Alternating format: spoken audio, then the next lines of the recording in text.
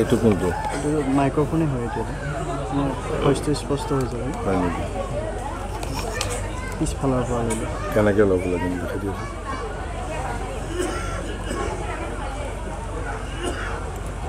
অসুবিধা পাইছে নেকি এই অসুবিধা পাইছোঁ নালাগে হ'ব মই মোৰ বেলেগ মই ল'মতো এইটো নালাগে নাই নালাগে মই এইটো ল'মতো মই এইটো লৈ ল'ম মোৰ ইয়াতে নহয় অলপ ৰ'ব মই লৈ আছোঁ 1 মিনিট তুমি থাকিবচোন মানে অলপ ইফালে হ'লে ভাল হ'ব নেকি এইটো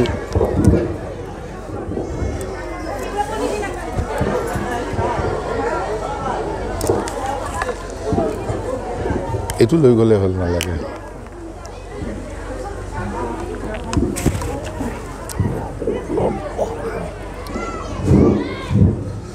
আৰু অলপ উঠাই দিয়াচোন আৰু অলপ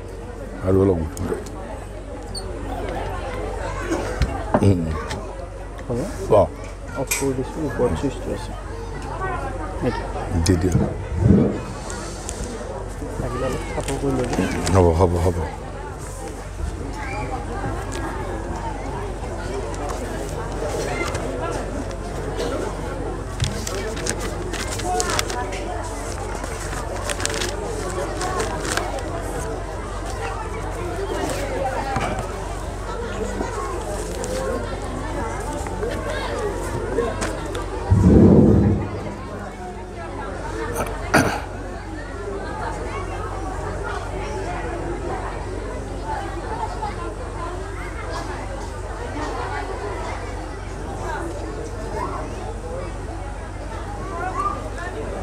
নমস্কাৰ এই বৰঠেকেৰাবাৰী সদানন্দ যোগাশ্ৰমৰ আজিৰ এই ভাগৱত পাঠ আৰু ধৰ্মালোচনী সভাৰ সঞ্চালক সন্মানীয় চন্দ্ৰকান্ত ডেকা বৈষ্ণৱ মহোদয় এই ধৰ্মালোচনী সভাৰ বিশিষ্ট অতিথি পৰম সন্মানীয় জ্ঞানেন্দ্ৰৰাম ডেকা বৈষ্ণৱ মহোদয়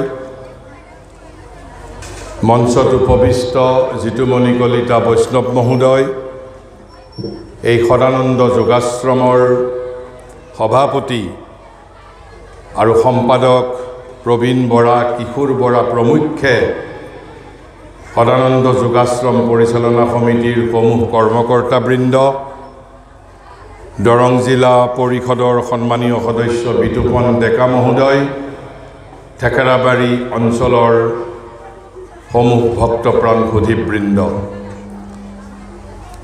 মই বক্তৃতাৰ আৰম্ভণিতে 2-3টা কথা কৈ ল'ব বিচাৰিছোঁ আমি পণ্ডিত নহওঁ আমাৰ পাণ্ডিত্যও নাই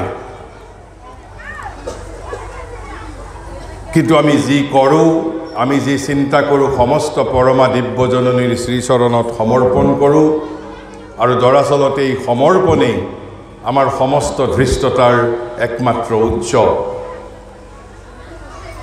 আজিৰ এই ধৰ্মালোচনী সভাত আপোনালোকে আমাক নিমন্ত্ৰণ কৰিছে এটা নিৰ্দিষ্ট বিষয়ৰ ওপৰত বক্তব্য প্ৰদান কৰাৰ বাবে গীতোক্ত ত্ৰিবিধ পথ আৰু ত্ৰিবিধ জ্ঞান আচলতে শ্ৰীমদ্ভাগৱত গীতোক্ত মানে গীতাত গীতোক্ত ত্ৰিবিধ পথ আৰু ত্ৰিবিধ জ্ঞান সেই বিষয়ে যদি আমি অলপ অনুধাৱন কৰিব পাৰোঁ তেনেহ'লে আমি একেবাৰে ভাৰতবৰ্ষৰ মূল আধ্যাত্মিক সত্তাটোৰ মৰ্মস্থলত উপনীত হ'ব পাৰিম যদি অলপমানো আমি সাধাৰণভাৱে জানিব পাৰোঁ আপোনালোকৰ বহুতেই জানে মোৰ নিজৰ কোনো দৃষ্টি নাই মই প্ৰথমতেই কৈছোঁ মই পণ্ডিত নহওঁ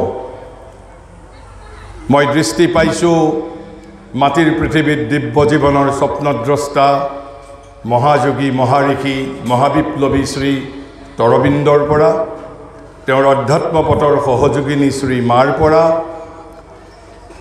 ভাৰতৰ সনাতন অন্তৰাত্মাৰ নৱজাগ্ৰত বীৰ বিগ্ৰহ বিবেকানন্দৰ পৰা আৰু তেখেতৰ গুৰু ভগৱান শ্ৰী ৰামকৃষ্ণ পৰমহংসৰ পৰা আমাৰ কোনো নিজস্ব দৃষ্টি নাই।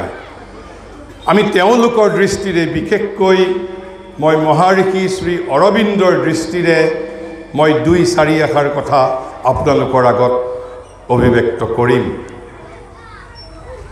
কোনোবাটো সময়ত আপোনালোকৰ এনে অনুভৱ হ'ব পাৰে যে মই খুব টান কথা কৈছোঁ। সাধাৰণতে আমাৰ বিৰুদ্ধে সেই এটা সমালোচনা থাকে যে আমি যথেষ্ট টান কথা কওঁ বুলি। কিছুমানে কয় তত্ত্বগধুৰ কথা। আচলতে পৃথিৱীত কোনো কথাই টান নহয়, কোনো কথাই সহজ নহয়।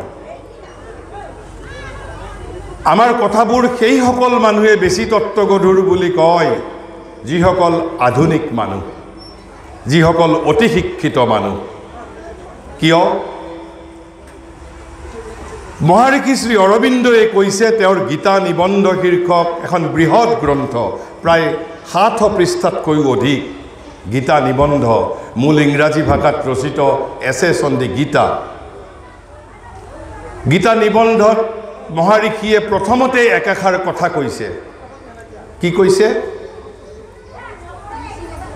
কৈছে আধুনিক মানুহে তেওঁলোকৰ ব্যৱহাৰিক জীৱনৰ পৰা, আধুনিক মানুহ মানে আধুনিক শিক্ষিত সমাজে, ইতিমধ্যে দুটা বস্তু নিজৰ ব্যৱহাৰিক জীৱনৰ পৰা কেতিয়াবাই নিৰ্বাসিত কৰিছে, অৰ্থাৎ নিৰ্বাসন দণ্ড দিছে। সেই দুটা বস্তু কি? কৈছে প্ৰথমটো হ'ল ভগৱান অথবা অনন্ত। আধুনিক মানুহৰ বাবে এতিয়া আৰু ভগৱান অথবা অনন্ত তেওঁলোকৰ ব্যৱহাৰিক জীৱনৰ অংগ নহয়। আধুনিক মানুহৰ সাহিত্য, দৰ্শন, শিল্প, ভাস্কৰ্যত ভগৱান অথবা অনন্ত এতিয়া আৰু কেন্দ্ৰবিন্দু নহয়।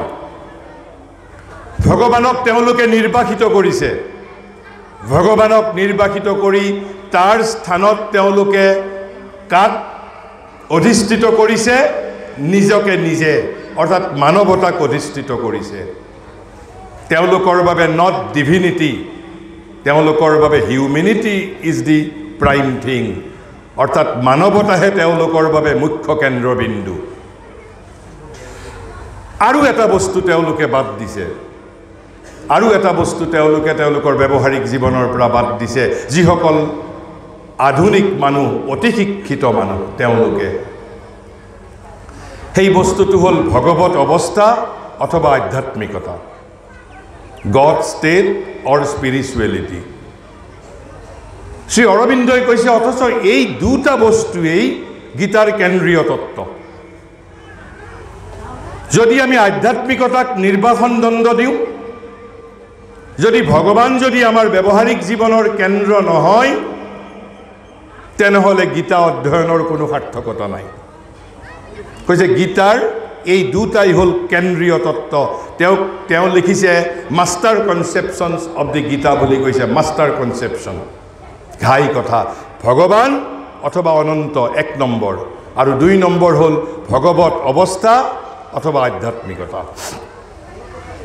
যদি এই দুটা বস্তুক যদি আমি আমাৰ ব্যৱহাৰিক জীৱনৰ পৰা নিৰ্বাসিত কৰিছোঁ, ত্যাগ কৰিছোঁ, তেনেহ'লে গীতা অধ্যয়নৰ কোনো সাৰ্থকতা নাই। আৰু সেইবাবে আধুনিক শিক্ষিতসকলে আধ্যাত্মিকতা বুজি নাপায়, কাৰণ তেওঁলোকে আধ্যাত্মিকতাক ইতিমধ্যে ত্যাগ কৰিছে। কিন্তু আপোনালোকে আতংকিত হোৱাৰ প্ৰয়োজন নাই। আপোনালোকে মোৰ কথা বুজি পাব। কিয় বুজি পাব? গীতায়েই কৈছে কোনে জ্ঞান লাভ কৰিব পাৰে? কৈছে মেধাৰ দ্বাৰা জ্ঞান লাভ সম্ভৱ নহয়, বুদ্ধিৰ দ্বাৰা জ্ঞান লাভ কৰিব নোৱাৰে। পণ্ডিতৰ জ্ঞান নাথাকে, তেনেহ'লে জ্ঞান কাৰ থাকে? যদি মেধাৰ দ্বাৰা জ্ঞান লাভ কৰিব নোৱাৰি, বুদ্ধিৰ দ্বাৰা জ্ঞান লাভ কৰিব নোৱাৰি, মস্তিষ্কৰ দ্বাৰা জ্ঞান লাভ কৰিব নোৱাৰি, তেনেহ'লে জ্ঞান কাৰ দ্বাৰা লাভ কৰিব পাৰি? মোৰ কথা নহয়, মই কোৱা নাই, গীতাই কৈছে। কি কৈছে গীতাই? আপোনালোকে সেই বাক্যশাৰী শুনিছে, প্ৰত্যেকজনে শুনিছে। আমাৰ বহু বিদ্যালয় মহাবিদ্যালয়ৰ বেজত অথবা তোৰণত গীতাৰ সেই বাক্যশাৰী লেখা থাকে। গীতাই কৈছে শ্ৰদ্ধাৱান লভতে জ্ঞানম। যিজন শ্ৰদ্ধাৱান তেওঁহে জ্ঞান লাভ কৰিব পাৰে। উপনিষদে স্পষ্টভাৱে কৈছে যে মেধাৰ দ্বাৰা কোনেও জ্ঞান লাভ কৰিব নোৱাৰে।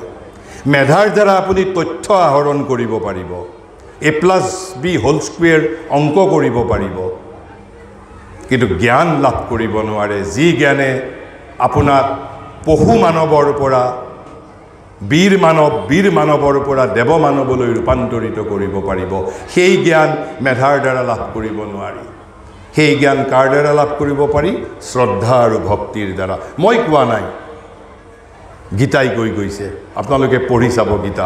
কৈছে শ্ৰদ্ধাবান লভতে জ্ঞানম, কেৱল মাত্ৰ শ্ৰদ্ধাবানেহে জ্ঞান লাভ কৰিব পাৰে। আধুনিক মানুহে শ্ৰদ্ধা বোলা তত্ত্বটোক কেতিয়াবাই বিসৰ্জন দিছে। শ্ৰদ্ধাৰ সলনি তেওঁলোকে কি গ্ৰহণ কৰিছে? আনুগত্য, লয়েলটি। তেওঁলোকে লয়েলটিক বুজি পায়, আনুগত্যক বুজি পায়, শ্ৰদ্ধা ভক্তিক বুজি নাপায়। আৰু মই নিশ্চিত যে আপোনালোক ইয়াত প্ৰত্যেকেই বৈষ্ণৱ ধৰ্ম আন্দোলনৰ একোজন যোদ্ধা। আপোনালোক প্ৰত্যেকেই ভাগৱত পঢ়িছে, ভাগৱত পাঠ কৰিছে, ভাগৱত আপোনালোকৰ এক প্ৰকাৰে জীৱনচৰ্যালৈ ৰূপান্তৰিত হৈছে, আৰু সেইবাবে আপোনালোকৰ ভিতৰত ভক্তি তত্ত্ব আছে। আৰু মই সেইবাবে নিশ্চিত যে আমাৰ কথা শিক্ষিত মানুহে বুজি নাপালেও যাৰ হৃদয়ত ভক্তি আছে, যাৰ হৃদয়ত শ্ৰদ্ধা আছে, সেই শ্ৰদ্ধালুসকলে বা ভক্তিবানসকলে, ভক্তসকলে নিশ্চিতভাৱে বুজি পাব। আমি গীতাৰ বিষয়ে ক'ম, কিন্তু তাৰ আগতে মই আপোনালোকৰ আগত সমগ্ৰ ভাৰতবৰ্ষখনত, এই যে আপোনালোক বৈষ্ণৱ সাধক, মই সমগ্ৰ ভাৰতবৰ্ষখনক একেবাৰে সেই নৰনাৰায়ণৰ ৰাজসভাত শংকৰদেৱে কৰাৰ দৰেতো নহয় যে ভুৰুকাত হাতী ভৰাই, কিন্তু তথাপিতো মই অলপ প্ৰয়াস কৰিছোঁ মহাঋষি শ্ৰী অৰবিন্দৰ কথাৰেই আমাৰ সমগ্ৰ ভাৰতবৰ্ষখনৰ অলপ ইতিহাস, আৰু বিশেষকৈ আমাৰ আধ্যাত্মিক ইতিহাস, সেই বিষয়ে অলপ ধাৰণা থাকিব লাগিব। তেতিয়া আমি বুজিব পাৰিম, হৃদয়ংগম কৰিব পাৰিম গীতাই কোনটো সময়ত ভূমিকা গ্ৰহণ কৰিছিলে। আমি সকলোৱে জানো ভাৰতবৰ্ষৰ একেবাৰে যিটো আদি যুগ, সেইটো হ'ল বৈদিক যুগ, আমাৰ সমৃদ্ধ যুগ, বেদ আৰু উপনিষদৰ যুগ। বেদ আৰু উপনিষদৰ যুগৰ পিছত যিটো যুগে ভাৰতবৰ্ষত দেখা দিছিল, সেয়া হ'ল আমাৰ ধৰ্মৰ যুগ। ধৰ্মৰ যুগ মানে প্ৰথমটো অধ্যাত্মৰ যুগ, দ্বিতীয়টো ধৰ্মৰ যুগ। ধৰ্মৰ যুগ মানে কি? ধৰ্মৰ যুগ মানে মহাভাৰত আৰু ৰামায়ণৰ যুগ, ধৰ্মশাস্ত্ৰসমূহ ৰচিত হোৱাৰ যুগ। অৰ্থাৎ এই দ্বিতীয় যুগটোতেই, এই মহাকাব্যৰ যুগৰ সময়তে, অৰ্থাৎ মহাভাৰতৰ অংগ হিচাপে গীতা সৃষ্টি হৈছিল। অৰ্থাৎ প্ৰথমতে বেদ, তাৰপিছত উপনিষদ, তাৰপিছত গীতা, আৰু তাৰ পিছত এটা বুদ্ধিৰ আন্দোলনে দেখা দিছিল ভাৰতবৰ্ষত। আৰু সেইবাবে তৃতীয় যিটো যুগ কোৱা হয় ভাৰতবৰ্ষত, সংস্কৃত সাহিত্যৰ ধ্ৰুপদী যুগ, classical age of Sanskrit literature. আপোনালোকে শুনিছে কালিদাস, ভৱভূতি, ভৰ্তৃহৰিৰ যুগ। আৰু তাৰ সমান্তৰালকৈ এটা অন্তৰালত বৈষ্ণৱ ধৰ্ম আন্দোলন, তন্ত্ৰৰ আন্দোলনে দেখা দিছিল। শংকৰাচাৰ্যৰ যুগ আছিল, মাধৱাচাৰ্যৰো যুগ আছিল এই তৃতীয় যুগটো। কিন্তু ঘাইখুটিত কিন্তু সংস্কৃত সাহিত্যৰ ধ্ৰুপদী যুগ, অৰ্থাৎ একেবাৰে এন এজ অফ ইণ্টেলেকচুৱেলিটি। গতিকে তাৰ পৰৱৰ্তী যুগটোক আমি চিহ্নিত কৰিব পাৰোঁ পুৰাণ আৰু তন্ত্ৰসমূহৰ যুগ, অৰ্থাৎ বৈষ্ণৱ ধৰ্ম আন্দোলনৰ যুগ। আৰু তাৰ যিটো পৰৱৰ্তী যুগ, অৰ্থাৎ শ্ৰী অৰবিন্দই কৈছে ভাৰত প্ৰতিভাৰ অন্তিম দীপ্তি বুলি কৈছে, সেই যুগটোক কৈছে উত্তৰ কালৰ বৈষ্ণৱ সাধনাৰ যুগ, যিটো আমি অসমত নৱবৈষ্ণৱ ধৰ্ম বুলি কওঁ। শ্ৰী অৰবিন্দই কৈছে পোষ্ট বৈষ্ণৱাইট এজ বুলি কৈছে, অৰ্থাৎ উত্তৰ কালৰ বৈষ্ণৱ সাধনাৰ যুগ। আৰু তেওঁ কৈছে এই উত্তৰ কালৰ বৈষ্ণৱ সাধনাক ভাৰত প্ৰতিভাৰ অন্তিম দীপ্তি বুলি কৈছে। এতিয়া অলপমান মই ৰাজনৈতিক ইতিহাসৰ ফালে ক'বলৈ আহিছোঁ যে এই যে বৈষ্ণৱ ধৰ্ম আন্দোলনে ভাৰতবৰ্ষক বিগত সহস্ৰ বছৰে অতন্দ্ৰ প্ৰহৰীৰ দৰে ভাৰতবৰ্ষক সহায় কৰিছে। সপ্তম শতিকাৰ পৰা ভাৰতবৰ্ষৰ বিৰুদ্ধে ভাৰতবৰ্ষত ইছলামিক আগ্ৰাসন আৰম্ভ হৈছিল সপ্তম শতিকাত আৰু ভাৰতবৰ্ষৰ বীৰ যোদ্ধাসকলে অৰ্ধ সহস্ৰ বৰ্ষব্যাপী 500 বছৰব্যাপী পৰাক্ৰমৰ সৈতে ইছলামিক শক্তিক পৰাভূত কৰিছিল 500 বছৰ হিৰোইক ৰেজিষ্টেন্স 500 ইয়াৰ্ছ এবছৰ দুবছৰ নহয় 500 বছৰ জুৰি ইছলামিক শক্তিয়ে ভাৰতৰ ওপৰত আধিপত্য স্থাপন কৰাৰ বাবে নিৰৱচ্ছিন্ন প্ৰয়াস কৰিছিল আৰু 500 বছৰলৈকে ভাৰতবৰ্ষৰ যোদ্ধাসকলে ইছলামিক আগ্ৰাসনক প্ৰতিহত কৰাত পূৰ্ণৰূপে সফল হৈছিল মই এই বিষয়ে আজি ক'বলৈ নাযাওঁ কিয় অৱশেষত ভাৰত পৰাস্ত্ৰ হৈছিল প্ৰায় 1200 খ্ৰীষ্টাব্দ মানত ভাৰত পৰাজিত হ'ল ভাৰতবৰ্ষত ইছলামিক আধিপত্য প্ৰতিষ্ঠিত হ'ল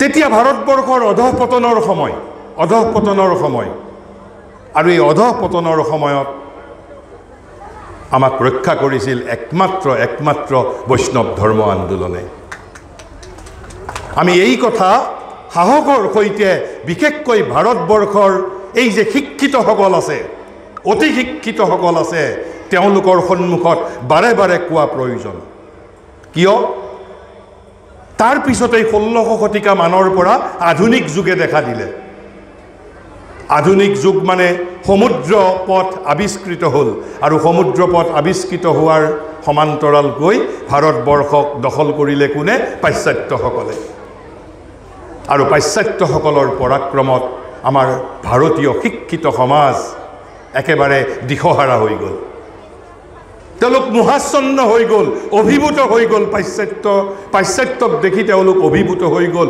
মোহাচ্ছন্ন হৈ গ'ল hypnotised by the glamour of western culture তেওঁলোকে নিজৰ সংস্কৃতিক বিসৰ্জন দিলে নিজৰ সংস্কৃতিৰ পৰা বিচ্ছিন্ন হৈ গ'ল ভাৰতবৰ্ষৰ আধুনিক শিক্ষিতসকল আৰু সেইবাবে এতিয়া নতুনকৈ বিশ্ববিদ্যালয় অনুদান আয়োগে ভাৰতবৰ্ষৰ বিশ্ববিদ্যালয়সমূহত সকলোৱে জানে যে আমাৰ শিক্ষিতসকল পৃথিৱীৰ কোনো দেশৰ শিক্ষিতসকল নিজৰ সংস্কৃতিৰ পৰা ইমান বিচ্ছিন্ন নহয় কেৱল ভাৰতবৰ্ষৰ যিসকল শিক্ষিত তেওঁলোকে নিজৰ সংস্কৃতিৰ পৰা বিচ্ছিন্ন আৰু এই কথা একবিংশ শতিকাৰ ভাৰতবৰ্ষই উপলব্ধি কৰিছে আৰু সেইবাবে বিশ্ববিদ্যালয়সমূহত আপোনালোকৰ বহুতেই জানে মহাবিদ্যালয় বিশ্ববিদ্যালয়সমূহত এতিয়া ভাৰতীয় জ্ঞান পৰম্পৰাক নতুনকৈ প্ৰচলন কৰাৰ বাবে ভাৰত চৰকাৰে 2020 চনৰ নতুন শিক্ষানীতিৰ পিছত নতুনকৈ আৰম্ভ কৰিছে আমাৰ এই শিক্ষিতসকল সাংস্কৃতিকভাৱে তেওঁলোক ভাৰতবৰ্ষৰ পৰা বিচ্ছিন্ন আৰু সেইবাবে তেওঁলোকৰ বাবে এতিয়াও আমেৰিকা ইংলেণ্ড পাশ্চাত্যৰ জগত তেওঁলোকে এক প্ৰকাৰ স্বৰ্গ বুলি তেওঁলোকে অনুভৱ কৰে আমি সেই দৃষ্টিৰেই কৈছোঁ যে মোৰ কথা অলপ আপোনালোকক কঠিন যেন লাগিব পাৰে বিশেষকৈ আমাৰ শিক্ষিতসকলৰ এইবাবেই কঠিন লাগে কাৰণ তেওঁলোক ভাৰতীয় সংস্কৃতিৰ পৰা বিচ্ছিন্ন তেওঁলোকে ভগৱানক বিসৰ্জন দিছে নিজৰ সংস্কৃতিক বিসৰ্জন দিছে আধ্যাত্মিকতাক বিসৰ্জন দিছে তেওঁলোকে কি বুজি পায় ৰাজনীতি বুজি পায় অৰ্থনীতি বুজি পায় আৰু সেইবাবে যিখন আসল ভাৰতবৰ্ষ সেই আসল ভাৰতবৰ্ষখনক জীৱন্ত কৰি ৰাখিছে আপোনালোকৰ দৰে এই অনুষ্ঠানসমূহে সদানন্দ যোগাশ্ৰমৰ দৰে অনুষ্ঠান ভাৰতবৰ্ষত লাখ লাখ কোটি কোটি আছে এই লাখ লাখ কোটি কোটি এই অনুষ্ঠানসমূহেই যিখন আসল ভাৰতবৰ্ষ প্ৰকৃত ভাৰতবৰ্ষখনক আজিও জীৱন্ত কৰি ৰাখিছে আপোনালোকে কল্পনা কৰকচোন আধুনিক যুগত ৰাজনীতিৰ প্ৰয়োজন আছে সামৰিক শক্তিৰ প্ৰয়োজন আছে আণৱিক শক্তিৰ প্ৰয়োজন আছে অৰ্থনৈতিক শক্তিৰ প্ৰয়োজন আছে মই স্বীকাৰ কৰোঁ কিন্তু এবাৰ কল্পনা কৰকচোন গীতা অবিহনে ভাগৱত অবিহনে উপনিষদ অবিহনে বেদ অবিহনে যিখন ভাৰতবৰ্ষ জীয়াই থাকিব সেই ভাৰতবৰ্ষখন জানো শাশ্বত ভাৰতবৰ্ষ হ'ব আমি জানো কল্পনা কৰিব পাৰোঁ এখন গীতাহীন ভাৰতবৰ্ষ উপনিষদহীন ভাৰতবৰ্ষ ভাগৱতহীন ভাৰতবৰ্ষ বেদহীন ভাৰতবৰ্ষ আমি অৰ্থনৈতিকভাৱে যিমানেই শক্তিশালী নহওঁ কিয় আণৱিক শক্তিৰে যিমানেই শক্তিশালী নহওঁ কিয় আমি ৰাজনৈতিক শক্তি, সামৰিক শক্তি, অৰ্থনৈতিক শক্তিৰে যিমানেই শক্তিশালী নহওঁ কিয়, যদি আমাৰ মাজত বেদ, উপনিষদ, গীতা, পুৰাণ, তন্ত্ৰসমূহ যদি জীৱন্ত হৈ নাথাকে, আমাৰ ধৰ্মশাস্ত্ৰসমূহ যদি জীৱন্ত হৈ নাথাকে, তেনেহ'লে প্ৰকৃত ভাৰতবৰ্ষও জীৱন্ত হৈ নাথাকে। আমি সেই দৃষ্টিৰেই আমি 2-4 আশাৰ কথা ইয়াত মই ত্ৰিবিধ পথ আৰু ত্ৰিবিধ জ্ঞান, মই মূলতঃ এই ত্ৰিবিধ জ্ঞানৰ বিষয়ে বেছি বিশদভাৱে ক'ম আৰু প্ৰসংগক্ৰমে যদি সময় থাকে মই ত্ৰিবিধ পথৰ বিষয়ে অলপ মই উল্লেখ কৰিম। মই ত্ৰিবিধ পথৰ বিষয়ে মই উল্লেখ কৰিম অলপ, কিন্তু তেতিয়াহ'লে আমি এই যে মই ত্ৰিবিধ জ্ঞানৰ কথা কৈছোঁ, আপোনালোকে সকলোৱে গীতা অধ্যয়ন কৰিছে, সকলোৱে গীতা অধ্যয়ন কৰিছে, হয়তো কাৰোবাৰ দৃষ্টিগোচৰ হৈছে, কাৰোবাৰ হোৱা নাই।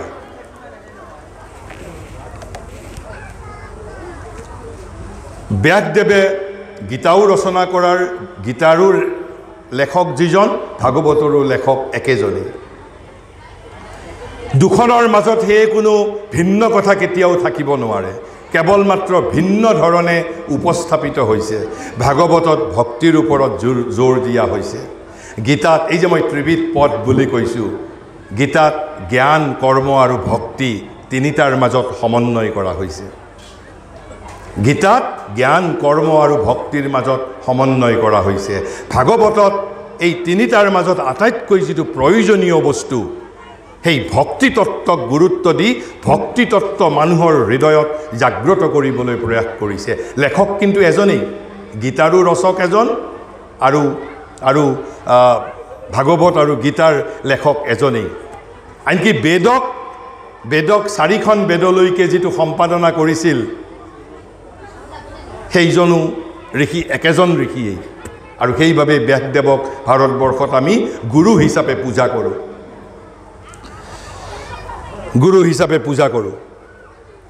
ইয়াত যদি কোনোবা সংস্কৃত সাহিত্যৰ ছাত্ৰ আছে, ছাত্ৰী আছে, তেওঁলোকে ভৱিষ্যতে এই ত্ৰিবিধ জ্ঞানৰ যি কথা মই ক'বলৈ খুজিছোঁ, ইয়াৰ ওপৰত গৱেষণাও কৰিব পাৰে। আনকি তিনিটা খুব সাহিত্যিকভাৱেও ভাল তিনিটা শব্দৰে গীতাই ত্ৰিবিধ জ্ঞানৰ কথা কৈছে। ত্ৰিবিধ জ্ঞানৰ প্ৰথমটো জ্ঞান ক'ত উল্লেখ কৰিছে গীতাই? 9ম অধ্যায়ৰ 1 আৰু 2 নম্বৰ শ্লোকত। 9ম অধ্যায়ৰ 1 নম্বৰ আৰু 2 নম্বৰ শ্লোকত শব্দটো কি কৈছে? কৈছে গুহ্যতমং জ্ঞান বুলি কৈছে। অৰ্জুনক কৈছে, এতিয়া মই তোমাক মোৰ গুহ্যতমং জ্ঞানৰ বিষয়ে কম। গুহ্যতমং জ্ঞান, গুহ্যতমং জ্ঞান মানে যদি আমি ইংৰাজীত যদি কওঁ হ'ব কি? চিক্ৰেটছ অফ অল চিক্ৰেটছ, অৰ্থাৎ তাতকৈ আৰু গোপনীয় জ্ঞান নাই, তাতকৈ আৰু গোপনীয় জ্ঞান নাই। আকৌ তাক আমি অলপ বেলেগ ধৰণেও ব্যাখ্যা কৰিব পাৰোঁ। অৰ্থাৎ কৈছে কি? এই শ্লোকটোৰ ভিতৰতেই কৈছে জ্ঞানম বিজ্ঞান সহিতম, জ্ঞানম বিজ্ঞান সহিতম বুলি কৈছে। জ্ঞানম বিজ্ঞান সহিতম কৈছে, জ্ঞানম বিজ্ঞান সহিতম যৎ জ্ঞাত্তা মোক্ষসে অশুভাত, জ্ঞানম বিজ্ঞান সহিতম বুলি কৈছে। অৰ্থাৎ এই গুহ্যতমং জ্ঞান মানে কি? জ্ঞান আৰু বিজ্ঞান, জ্ঞান বিজ্ঞানৰ সৈতে। বিজ্ঞান মানে কি? বিজ্ঞান মানে হ'ল, জ্ঞান মানে হ'ল এছেঞ্চিয়েল নলেজ, যিটো মূল জ্ঞান, মূল তত্ত্ব। আৰু বিজ্ঞান মানে কম্প্ৰিহেনচিভ নলেজ, সামগ্ৰিক, অৰ্থাৎ একেবাৰে পুংখানুপুংখ তাৰ সকলো নিয়ম আৱিষ্কাৰ কৰি কোৱা কথা। সেইবাবে কৈছে মই তোমাক এতিয়া জ্ঞানম বিজ্ঞান সহিতম কম। আৰু এই জ্ঞানম বিজ্ঞান সহিতম, জ্ঞান প্লাছ বিজ্ঞান, এই দুটাই হ'ল মোৰ গুহ্যতমং জ্ঞান বুলি কৈছে। গুহ্যতমং জ্ঞান, গুহ্যতমং জ্ঞান। আৰু এই কৈছে যে এই গুহ্যতমং জ্ঞানটো জানিলে কি লাভ হ'ব? কি লাভ হ'ব? যদি মই নাজানো মোৰ কি লোকচান হ'ব?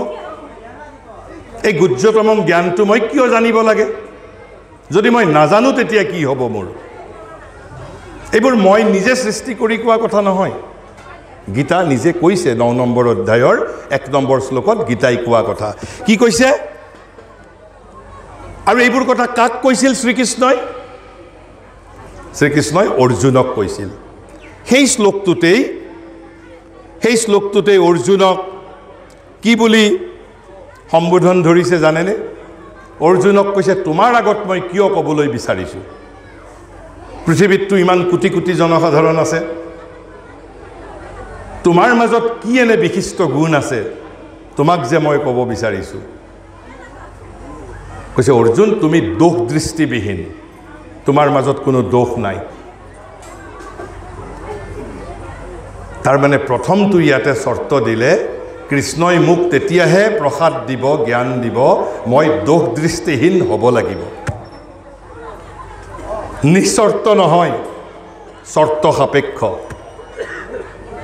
মই নিজক ৰূপান্তৰিত কৰিব লাগিব মই নৱজন্ম ল'ব লাগিব মই দোষ দৃষ্টিহীন হ'ব লাগিব কৈছে এই সকলোতকৈ গূঢ় বিশেষ জ্ঞানৰ সৈতে মূল জ্ঞান অৰ্থাৎ বিজ্ঞান মানে হ'ল বিশেষ জ্ঞান আৰু জ্ঞান মানে কৈছে মূল জ্ঞান এসেনশিয়াল নলেজ তোমাক কম কাৰণ তুমি দোষ দৃষ্টিবিহীন সেইবাবে তোমাৰ সন্মুখত মই কম এজন ধৰ্ষণকাৰীৰ আগত নকলেহেঁতেন কিয় অৰ্জুনক কৈছে অৰ্জুন দোষ দৃষ্টিহীন আৰু কৈছে তেতিয়া কি হ'ব তেতিয়া কৈছে তুমি নিম্ন প্ৰকৃতিৰ যিবোৰ শোক নিম্ন প্ৰকৃতিৰ যিবোৰ দোষ সেইবোৰৰ পৰা তুমি নিজক মুক্ত কৰিব পাৰিবা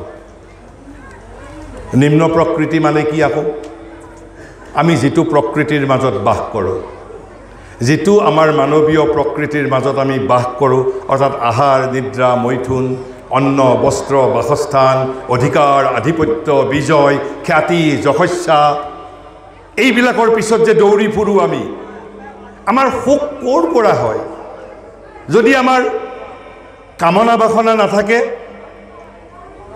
পৃথিৱীত নেপোলিয়নৰো শক্তি নাই মোক দুখ দিয়াৰ বাবে আমি যে আচলতে আমি দুখ পাওঁ মনত আপুনি লাগিলে নিজে গৱেষণা কৰি চাব দুখ কিয় পাওঁ জানেনে কাৰণ আমাৰ কামনা বাসনা আছে আমাৰ হিংসা দেশ বিদ্বেষ আছে আমাৰ মাৎসৰ্য গুণ আছে লোভ মোহ কাম ক্ৰোধ মদ মাৎসৰ্য আছে সেইবাবেহে আমি শোক আৰু কষ্ট পাওঁ দুখ পাওঁ যদি এইবোৰ যদি নাথাকিলহেঁতেন তেনেহ'লে আমি কেতিয়াও দুখ কষ্ট শোক অনুভৱ নকৰিলোহেঁতেন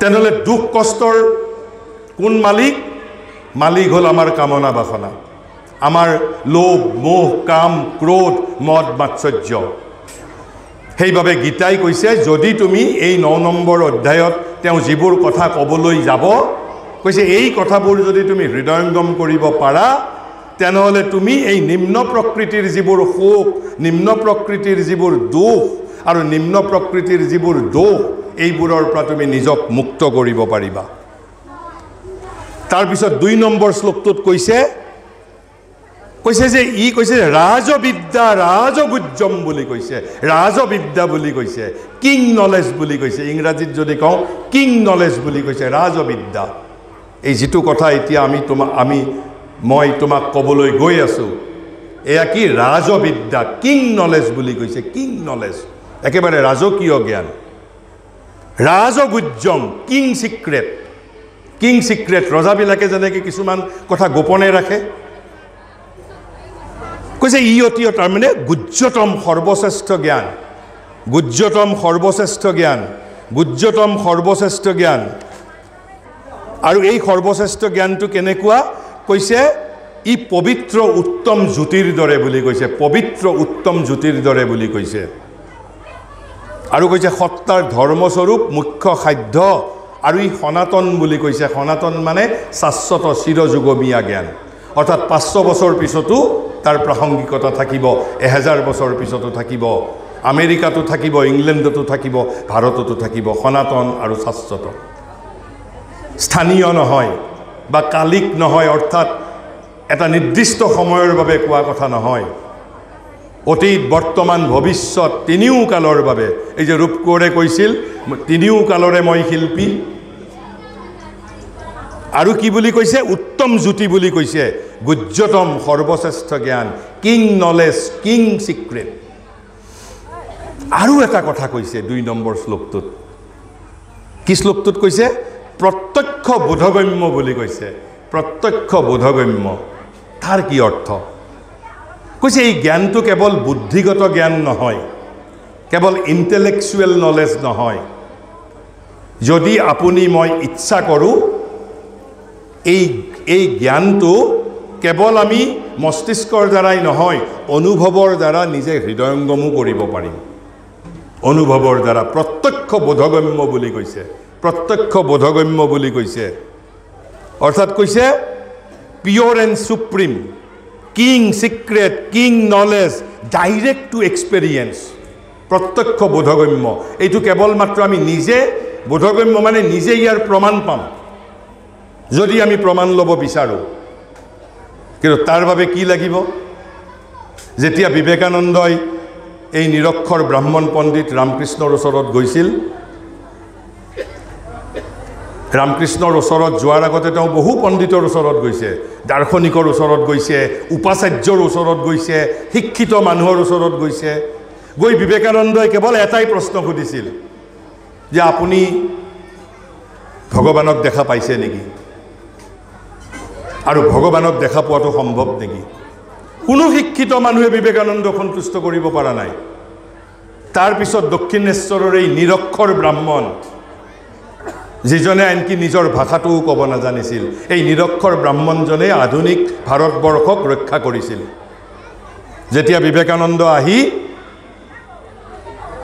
ৰামকৃষ্ণক সুধিছিল যে ঠাকুৰ আপুনি কি ভগৱানক দেখা পাইছে?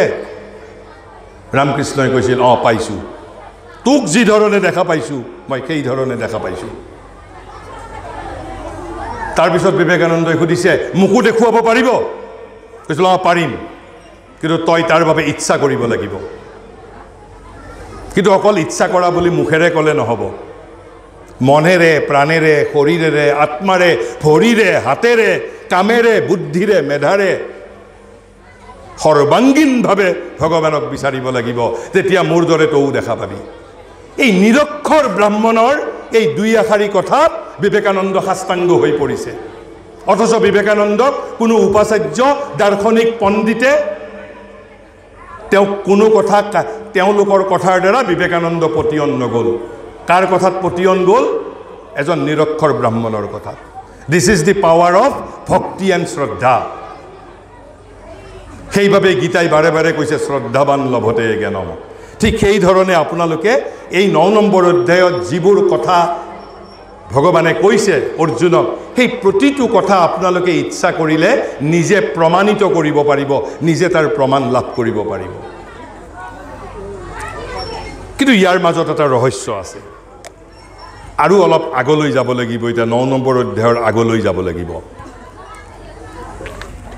7 নম্বৰ অধ্যায়ৰ 1 আৰু 2 নম্বৰ শ্লোকত এই যে 9 নম্বৰ অধ্যায়ত ভগৱানে এই যে কিং নলেজ, ৰাজবিদ্যা, ৰাজগুজ্যম, গুহ্যতম জ্ঞানৰ বিষয়ে যে ক'ব, এই বিষয়ে 7 নম্বৰ অধ্যায়ৰ কথা কৈ থাকোঁতেই অৰ্জুনক প্ৰতিশ্ৰুতি দিছিল। 7 নম্বৰ অধ্যায়ৰ ক'ত প্ৰতিশ্ৰুতি দিছিল? 1 আৰু 2 নম্বৰ শ্লোকটোতে। তাতে কিন্তু শব্দটো তেওঁ গুহ্যতম জ্ঞান বুলি কোৱা নাই। তাত কি বুলি কৈছে? সমগ্ৰং মাম, মোৰ বিষয়ে তোমাক মই সমগ্ৰ কথা ক'ম। গীতাখন এক প্ৰকাৰে ক'বলৈ গ'লে ভগৱানৰ আত্মজীৱনী। আপুনি কওকচোন, ভাৰতবৰ্ষত ভগৱানে নিজৰ বিষয়ে নিজৰ মুখেৰে কোৱা আন জানো শাস্ত্ৰ আছে গীতাৰ বাহিৰে? বেদ উপনিষদত ঋষিসকলৰ অনুভৱৰ অভিব্যক্তি, তেওঁলোকে যিটো সত্য দেখা পাইছিল সেই সত্য লিপিবদ্ধ হৈছে। পুৰাণসমূহত ভগৱানৰ বিষয়ে আনে কৈছে, কিন্তু একমাত্ৰ গীতাত ভগৱানে নিজেই নিজৰ বিষয়ে কৈছে এক প্ৰকাৰ গীতা সেইভাবে মইতো কওঁ ভগৱানৰ আত্মজীৱনী এই যে আমি অটোবায়োগ্ৰাফি বুলি কওঁ সেইভাবে কৈছে 7 নম্বৰ অধ্যায়ত সমগ্ৰং মাম মোৰ বিষয়ে সমগ্ৰ কথা মই তোমাক কম আৰু এতিয়া 9 নম্বৰ অধ্যায়ত ক'বলৈ আৰম্ভ কৰিছে তাৰ মানে আমি ইয়াতে এটা কি ইংগিত পালো এই যে কৈছে গুজ্জতমং জ্ঞান ৰাজবিদ্যা ৰাজগুজ্জম মানে কি সমগ্ৰং মাম মানে ভগৱানৰ নিজৰ বিষয়ে কথা তাৰ মানে গুজ্জতমং জ্ঞান মানে কি ভগৱানৰ বিষয়ে কথা আমি যে নানান ধৰণৰ আমাৰ প্ৰশ্ন উত্থাপিত হয় ভগৱান কি বস্তু তাৰ উত্তৰ প্ৰদান কৰিছে সমগ্ৰং মাম অৰ্থাৎ এই গুজ্জতমং জ্ঞান মানে গুজ্জতমং জ্ঞান ইজ ইকুৱেল টু সমগ্ৰং মানে সমগ্ৰ মাম মানে মোৰ কৈছে সমগ্ৰং মাম এই সমগ্ৰং মাম এই জ্ঞান দিম বুলি ভগৱানে আগেই প্ৰতিশ্ৰুতি দিছিলে 7 নম্বৰ অধ্যায়তে তেনেহ'লে সমগ্ৰং মাম মানে কি ভগৱানৰ নিজৰ বিষয়ে জ্ঞান মানে কি কৈছে আমাৰ সত্তাৰ অৰ্থাৎ আমাৰ জীৱনৰ যিটো আটাইতকৈ যিটো নিগুৰ সত্য নিগুৰ মানে যিটো আটাইতকৈ গোপনীয় সত্য সিক্ৰেট প্ৰথম বুজিব লাগিব সমগ্ৰং মাম বা গুজ্জতমং জ্ঞান মানে হ'ল কৈছে আমাৰ নিজৰ জীৱনৰে নিজৰ সত্তাৰেই আটাইতকৈ যিটো গোপনীয় সত্য লগতে আৰু এটা কথা এই গোপনীয় সত্যটো আমাৰ আভ্যন্তৰীণ জীৱনত আৰু আমাৰ বাহ্য জীৱনৰ বিকাশত আমি কেনে ধৰণে কামত প্ৰয়োগ কৰিব পাৰোঁ এই জ্ঞানটো সেই বিষয়েও ইয়াত ইংগিত থাকিব আৰু কৈছে গীতাই এতিয়া এই দুটা বস্তুৱেই দেখাবৰ বাবে অগ্ৰসৰ হৈছে অৰ্থাৎ 9 নম্বৰ অধ্যায়ৰ 1 আৰু 2 নম্বৰ শ্লোক দুটাত উল্লেখ কৰিছে প্ৰতিশ্ৰুতি দিছিল 7 নম্বৰ অধ্যায়ৰ 1 আৰু 2 নম্বৰ শ্লোকতেই সমগ্ৰং মাম আৰু মোৰ বিষয়ে সমগ্ৰং মাম মানে কি আচলতে আমাৰ জীৱনৰেই যিটো গোপন সত্য আৰু এই জীৱনৰ গোপন সত্যটো কেনেকে মই মোৰ আভ্যন্তৰীণ জীৱন আৰু বাহ্য জীৱনত বা বাহ্য জীৱনৰ বিকাশত কিদৰে মই প্ৰয়োগ কৰিব পাৰোঁ সেই বিষয়ে গীতাই ক'বলৈ অগ্ৰসৰ হৈছে আৰু কৈছে এইবোৰেই কৈছে যে সকলো ৰহস্যৰ গুজ্জতম ৰহস্য বুলি গীতাই কৈছে সকলো ৰহস্যৰ গুজ্জতম ৰহস্য আৰু এয়াই ভগৱান সম্বন্ধে সমগ্ৰ জ্ঞান অৰ্থাৎ সমগ্ৰং মাম অৰ্জুনক যিটো দিবৰ বাবে তেওঁ প্ৰতিশ্ৰুত হৈছিল 7 নম্বৰ অধ্যায়ৰ 1 আৰু 2 নম্বৰ শ্লোকতেই আৰু এই জ্ঞান কি মূল জ্ঞানৰ সৈতে বিশেষ জ্ঞান এসেনশিয়েল নলেজ উইথ কম্প্ৰিহেনসিভ নলেজ মূল জ্ঞানৰ সৈতে বিশেষ জ্ঞানম বিজ্ঞান সহিতম গীতাই কোৱা বাক্যশাৰী হ'ল জ্ঞানম বিজ্ঞান সহিতম এতিয়া অৰ্জুনক কৈছে এই জ্ঞান পালে তোমাৰ কি লাভ হ'ব এইটো মই গোটেই ব্যাখ্যাটো মই মহাৰিষি শ্ৰী অৰবিন্দৰ ব্যাখ্যা অনুসৰি আপোনালোকৰ ওচৰত অভিব্যক্ত কৰি আছোঁ শ্ৰী অৰবিন্দই কৈছে অৰ্থাৎ কৃষ্ণই অৰ্জুনক বুজাবলৈ যত্ন কৰিছে তুমিতো বিমূঢ় হৈছা তুমি যুদ্ধ নকৰো বুলি কৈছা গীতা কিয় প্ৰয়োজন হৈছিল গীতাৰ অৰ্জুনে যুদ্ধ নকৰো বুলি অস্ত্ৰ পেলাই দিছে একেবাৰে যিটো আমি 11th আৱাৰ বুলি কওঁ অৰ্থাৎ অৰ্জুন বিমূঢ় হৈ পৰিছে যিটো ভগৱত নিৰ্দিষ্ট কৰ্ম যি কৰ্ম কৰাৰ বাবে অৰ্জুনৰ জন্ম হৈছে সেই কৰ্মৰ পৰা অৰ্জুন বিমুখ হৈছে কাৰণ অৰ্জুন বিভ্ৰান্ত হৈছে অৰ্জুন বিমূঢ় হৈছে তেলে অৰ্জুনক কোনে বিমূঢ় কৰিছিলে অজ্ঞানে বিমূঢ় কৰিছিলে কৈছে এই তোমাৰ যিমানবোৰ অজ্ঞানৰ গ্ৰন্থি তোমাৰ মাজত আছে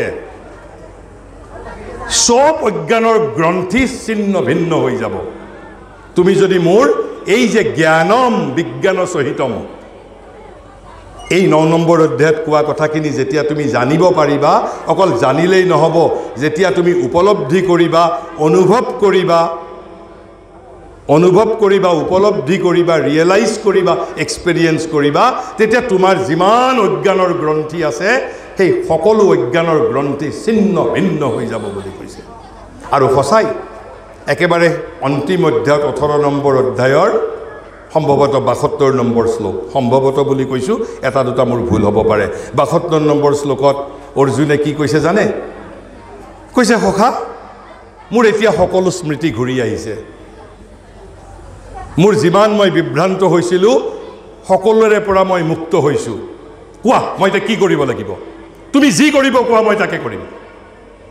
যি কৃষ্ণই দ্বিতীয় অধ্যায়, যি অৰ্জুনে দ্বিতীয় অধ্যায়ত কৈছে মই আৰু যুদ্ধ নকৰোঁ, মই মোৰ আত্মীয় স্বজনক হত্যা কৰি মোক সমগ্ৰ পৃথিৱীৰ ৰাজভোগ নালাগে, সেই অৰ্জুনে 72 নম্বৰ শ্লোকত 18 নম্বৰ অধ্যায়ৰ 72 নম্বৰ শ্লোকত কৈছে যে স্মৃতিৰ লব্ধা, যে মোৰ সকলো স্মৃতি ঘূৰি আহিছে,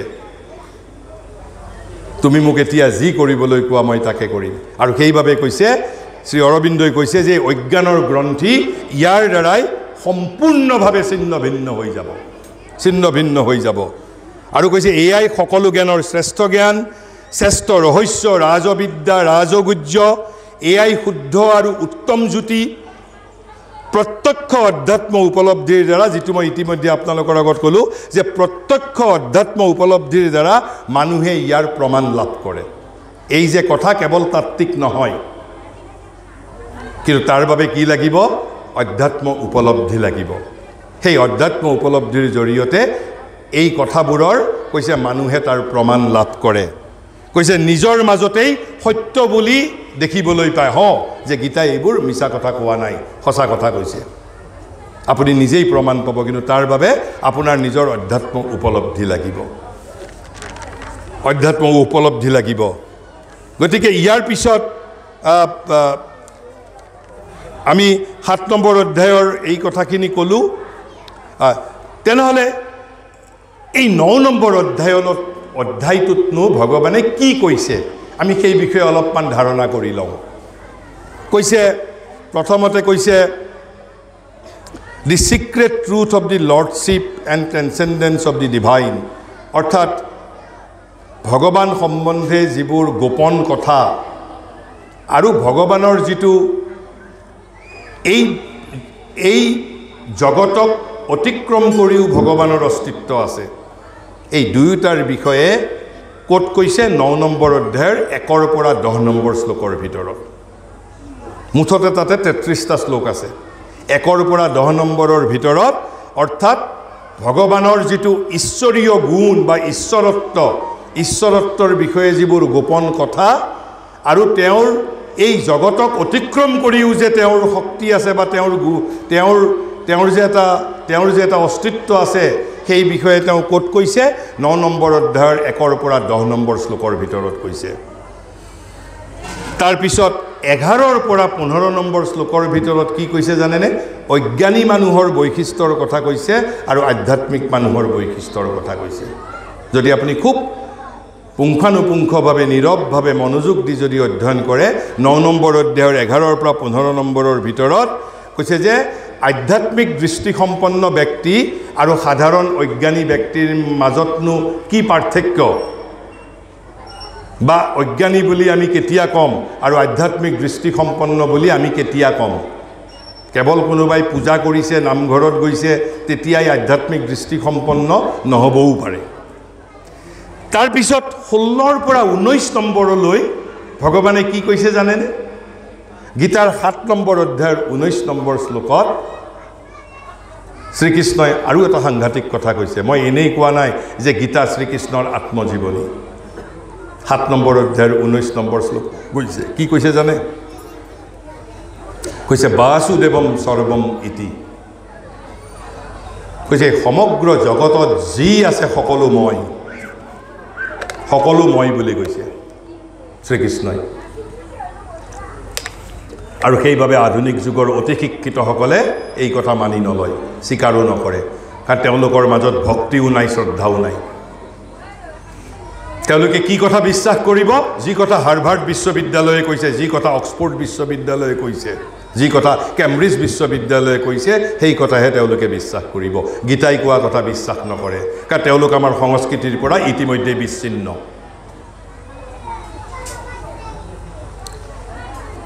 কৈছে জগতত মানুহ, পশু, পক্ষী, গছ, লতা, ৰাজতন্ত্ৰ, গণতন্ত্ৰ, ধৰ্মতন্ত্ৰ, গাড়ী, কম্পিউটাৰ, মাইক, কবিতা, সাহিত্য, সংগীত, জগতত যি আছে, কৈছে বাসুদেৱম সৰ্বম ইতি, এই সকলোবোৰ কেৱল মাত্ৰ বাসুদেৱ, মোৰেই ৰূপ, মোৰেই একোটা ৰূপ, মোৰ বাহিৰে জগতত কাৰো অস্তিত্ব নাই। তেনেহ'লে আপোনালোকৰ মনত প্ৰশ্ন হৈছে, কেনেকৈ? আমি দেখোন এটা বেলেগ অস্তিত্ব, মই ভগৱান নেকি? হয়, আমিও ভগৱান। আকৌ আপোনালোক আচৰিত হ'ল যে মানুহ কেনেকৈ ভগৱান পাৰে হ'ব? মই কোৱা নাই, গীতাত নিজে কৈছে আমি অলপ সৰু ভগৱান। আৰু কৃষ্ণ কোন? পূৰ্ণ ব্ৰহ্ম অৱতাৰ, পুৰুষোত্তম বুলি কৈছে নিজক। আমি কোন? 15 নম্বৰ অধ্যায়ৰ 7 নম্বৰ শ্লোকত কৈছে মম এব অংশ সনাতন। পৃথিৱীত যিমান ভূত আছে, পশু, পক্ষী, সাপ, বেং, মানুহ, সকলো মোৰ সনাতন অংশ, মোৰ শাশ্বত অংশ, মাই পোৰ্চন ইটাৰ্নেল, মম এব অংশ সনাতন। গছ, বৃক্ষ, নদী, পৰ্বত, পাহাৰ, গণতন্ত্ৰ, ধনতন্ত্ৰ, ৰাজতন্ত্ৰ, নিৰ্বাচন, ক্ৰীড়া, ক্ৰিকেট খেল, গাড়ী, মটৰ, কম্পিউটাৰ, আনকি মই এই যে বক্তৃতা দিছোঁ আপোনালোকৰ ধৰ্মালোচনী সভা, এই সকলোবোৰেই পুৰুষোত্তম শ্ৰীকৃষ্ণৰ একোটা ৰূপ কেৱল মাত্ৰ। কিন্তু এইবোৰ শ্ৰীকৃষ্ণৰ পূৰ্ণ অভিব্যক্তি নহয়। আমি পূৰ্ণ অভিব্যক্তিলৈ তাক ৰূপান্তৰিত কৰিব লাগিব, সেয়াই আমাৰ মানুহৰ পুৰুষাৰ্থ। আমি অংশ, আমি পূৰ্ণ নহয়, পূৰ্ণ হ'ব লাগিব। আৰু এই কথা তেওঁ ক'ত কৈছে? 16ৰ পৰা 19 নম্বৰ শ্লোকৰ ভিতৰত, 9ম অধ্যায়ৰ। অৰ্থাৎ এই যে সৰ্বব্যাপ্ত ভগৱান, সৰ্বব্যাপ্ত ভগৱানৰ বিষয়ে 9 নম্বৰ অধ্যায়ৰ ক'ত কৈছে? 16ৰ পৰা 19 নম্বৰ শ্লোকৰ ভিতৰত। তাৰপিছত 20ৰ পৰা 25 নম্বৰ শ্লোকৰ ভিতৰত ভগৱানে কি কৈছে নিজৰ বিষয়ে? যে মোক পূজা কৰাৰ অৰ্থ আৰু সৰু সৰু দেৱতা দেৱীক পূজা কৰাৰ মাজত কি পাৰ্থক্য? অৰ্থাৎ ব্ৰহ্মণক পুৰুষোত্তমক পূজা কৰাৰ অৰ্থ আৰু এই যে আমি দেৱ দেৱীসকলৰো পূজা কৰোঁ, তাৰ মাজতনো পাৰ্থক্য কি? সেই বিষয়ে তেওঁ বিতংভাৱে কৈছে। ক'ত? 9 নম্বৰ অধ্যায়ৰ 20ৰ পৰা 25 নম্বৰ শ্লোকত। তাৰপিছত 26ৰ পৰা 33 নম্বৰ শ্লোকৰ ভিতৰত তেওঁ কৈছে, আমাৰো মনত প্ৰশ্ন উত্থাপিত হ'ব, ভাৰতবৰ্ষত এটা জ্ঞান প্ৰণালীৰ বিশিষ্ট গুণ আছে। প্ৰথমতে তত্ত্বৰ কথা কৈ সেই তত্ত্বক কেনেকৈ মই আয়ত্তাধীন কৰিব পাৰিম তাৰো দিশ নিৰ্দেশনা দিয়ে। গতিকে 26ৰ পৰা 33ৰ ভিতৰত ভগৱানে কি বিষয়ে কৈছে? কি ধৰণে, এই যে আপোনালোকৰ যি ধৰণে সদানন্দ যোগাশ্ৰম কৈছে, কি কৰি আপোনালোকে সমগ্ৰ জীৱনটোকেই এটা যোগলৈ ৰূপান্তৰিত কৰিব পাৰে, তাৰ বাবে যিটো প্ৰেৰণা লাগিব, অনুপ্ৰেৰণা লাগিব, সেই বিষয়ে ভগৱানে ক'ত কৈছে? 26ৰ পৰা 33 নম্বৰ শ্লোকৰ ভিতৰত, 9 নম্বৰ অধ্যায়ৰ। আৰু এইখিনিকেই ভগৱানে সমগ্ৰং মাম বুলি কৈছে। সমগ্ৰং মাম অৰ্থাৎ তেওঁৰ গুহ্যতম জ্ঞান, চিক্ৰেটছ অফ অল চিক্ৰেটছ, অৰ্থাৎ জ্ঞানম বিজ্ঞান সহিতম। জ্ঞানম মানে হ'ল মূল জ্ঞান, বিশেষ জ্ঞানৰ সৈতে, বিজ্ঞানৰ সৈতে। আৰু এই জ্ঞানৰ আমি যদি ইচ্ছা কৰোঁ আধ্যাত্মিক উপলব্ধিৰ জৰিয়তে আমি নিজে প্ৰমাণ লাভ কৰিব পাৰোঁ। তেনেহ'লে এয়া গ'ল প্ৰথমটো জ্ঞান, গুহ্যতম জ্ঞান। তাৰপিছত দ্বিতীয়টো জ্ঞানৰ বিষয়ে কম, কিন্তু তাৰ আগতে গীতা এখন শৈক্ষিকভাৱেও বৰ সাংঘাতিক কিতাপ। গীতাৰ অকল এটা অধ্যায়ৰ এটা শ্লোক পঢ়িলে নহ'ব, সমগ্ৰ গীতাৰ 60 শ্লোক একেলগে পঢ়িব লাগিব। এই 9 নম্বৰলৈ গীতাই ভগৱানে ক'লে নহয় কিছুমান কথা 1 পৰা 9 নম্বৰ অধ্যায়লৈ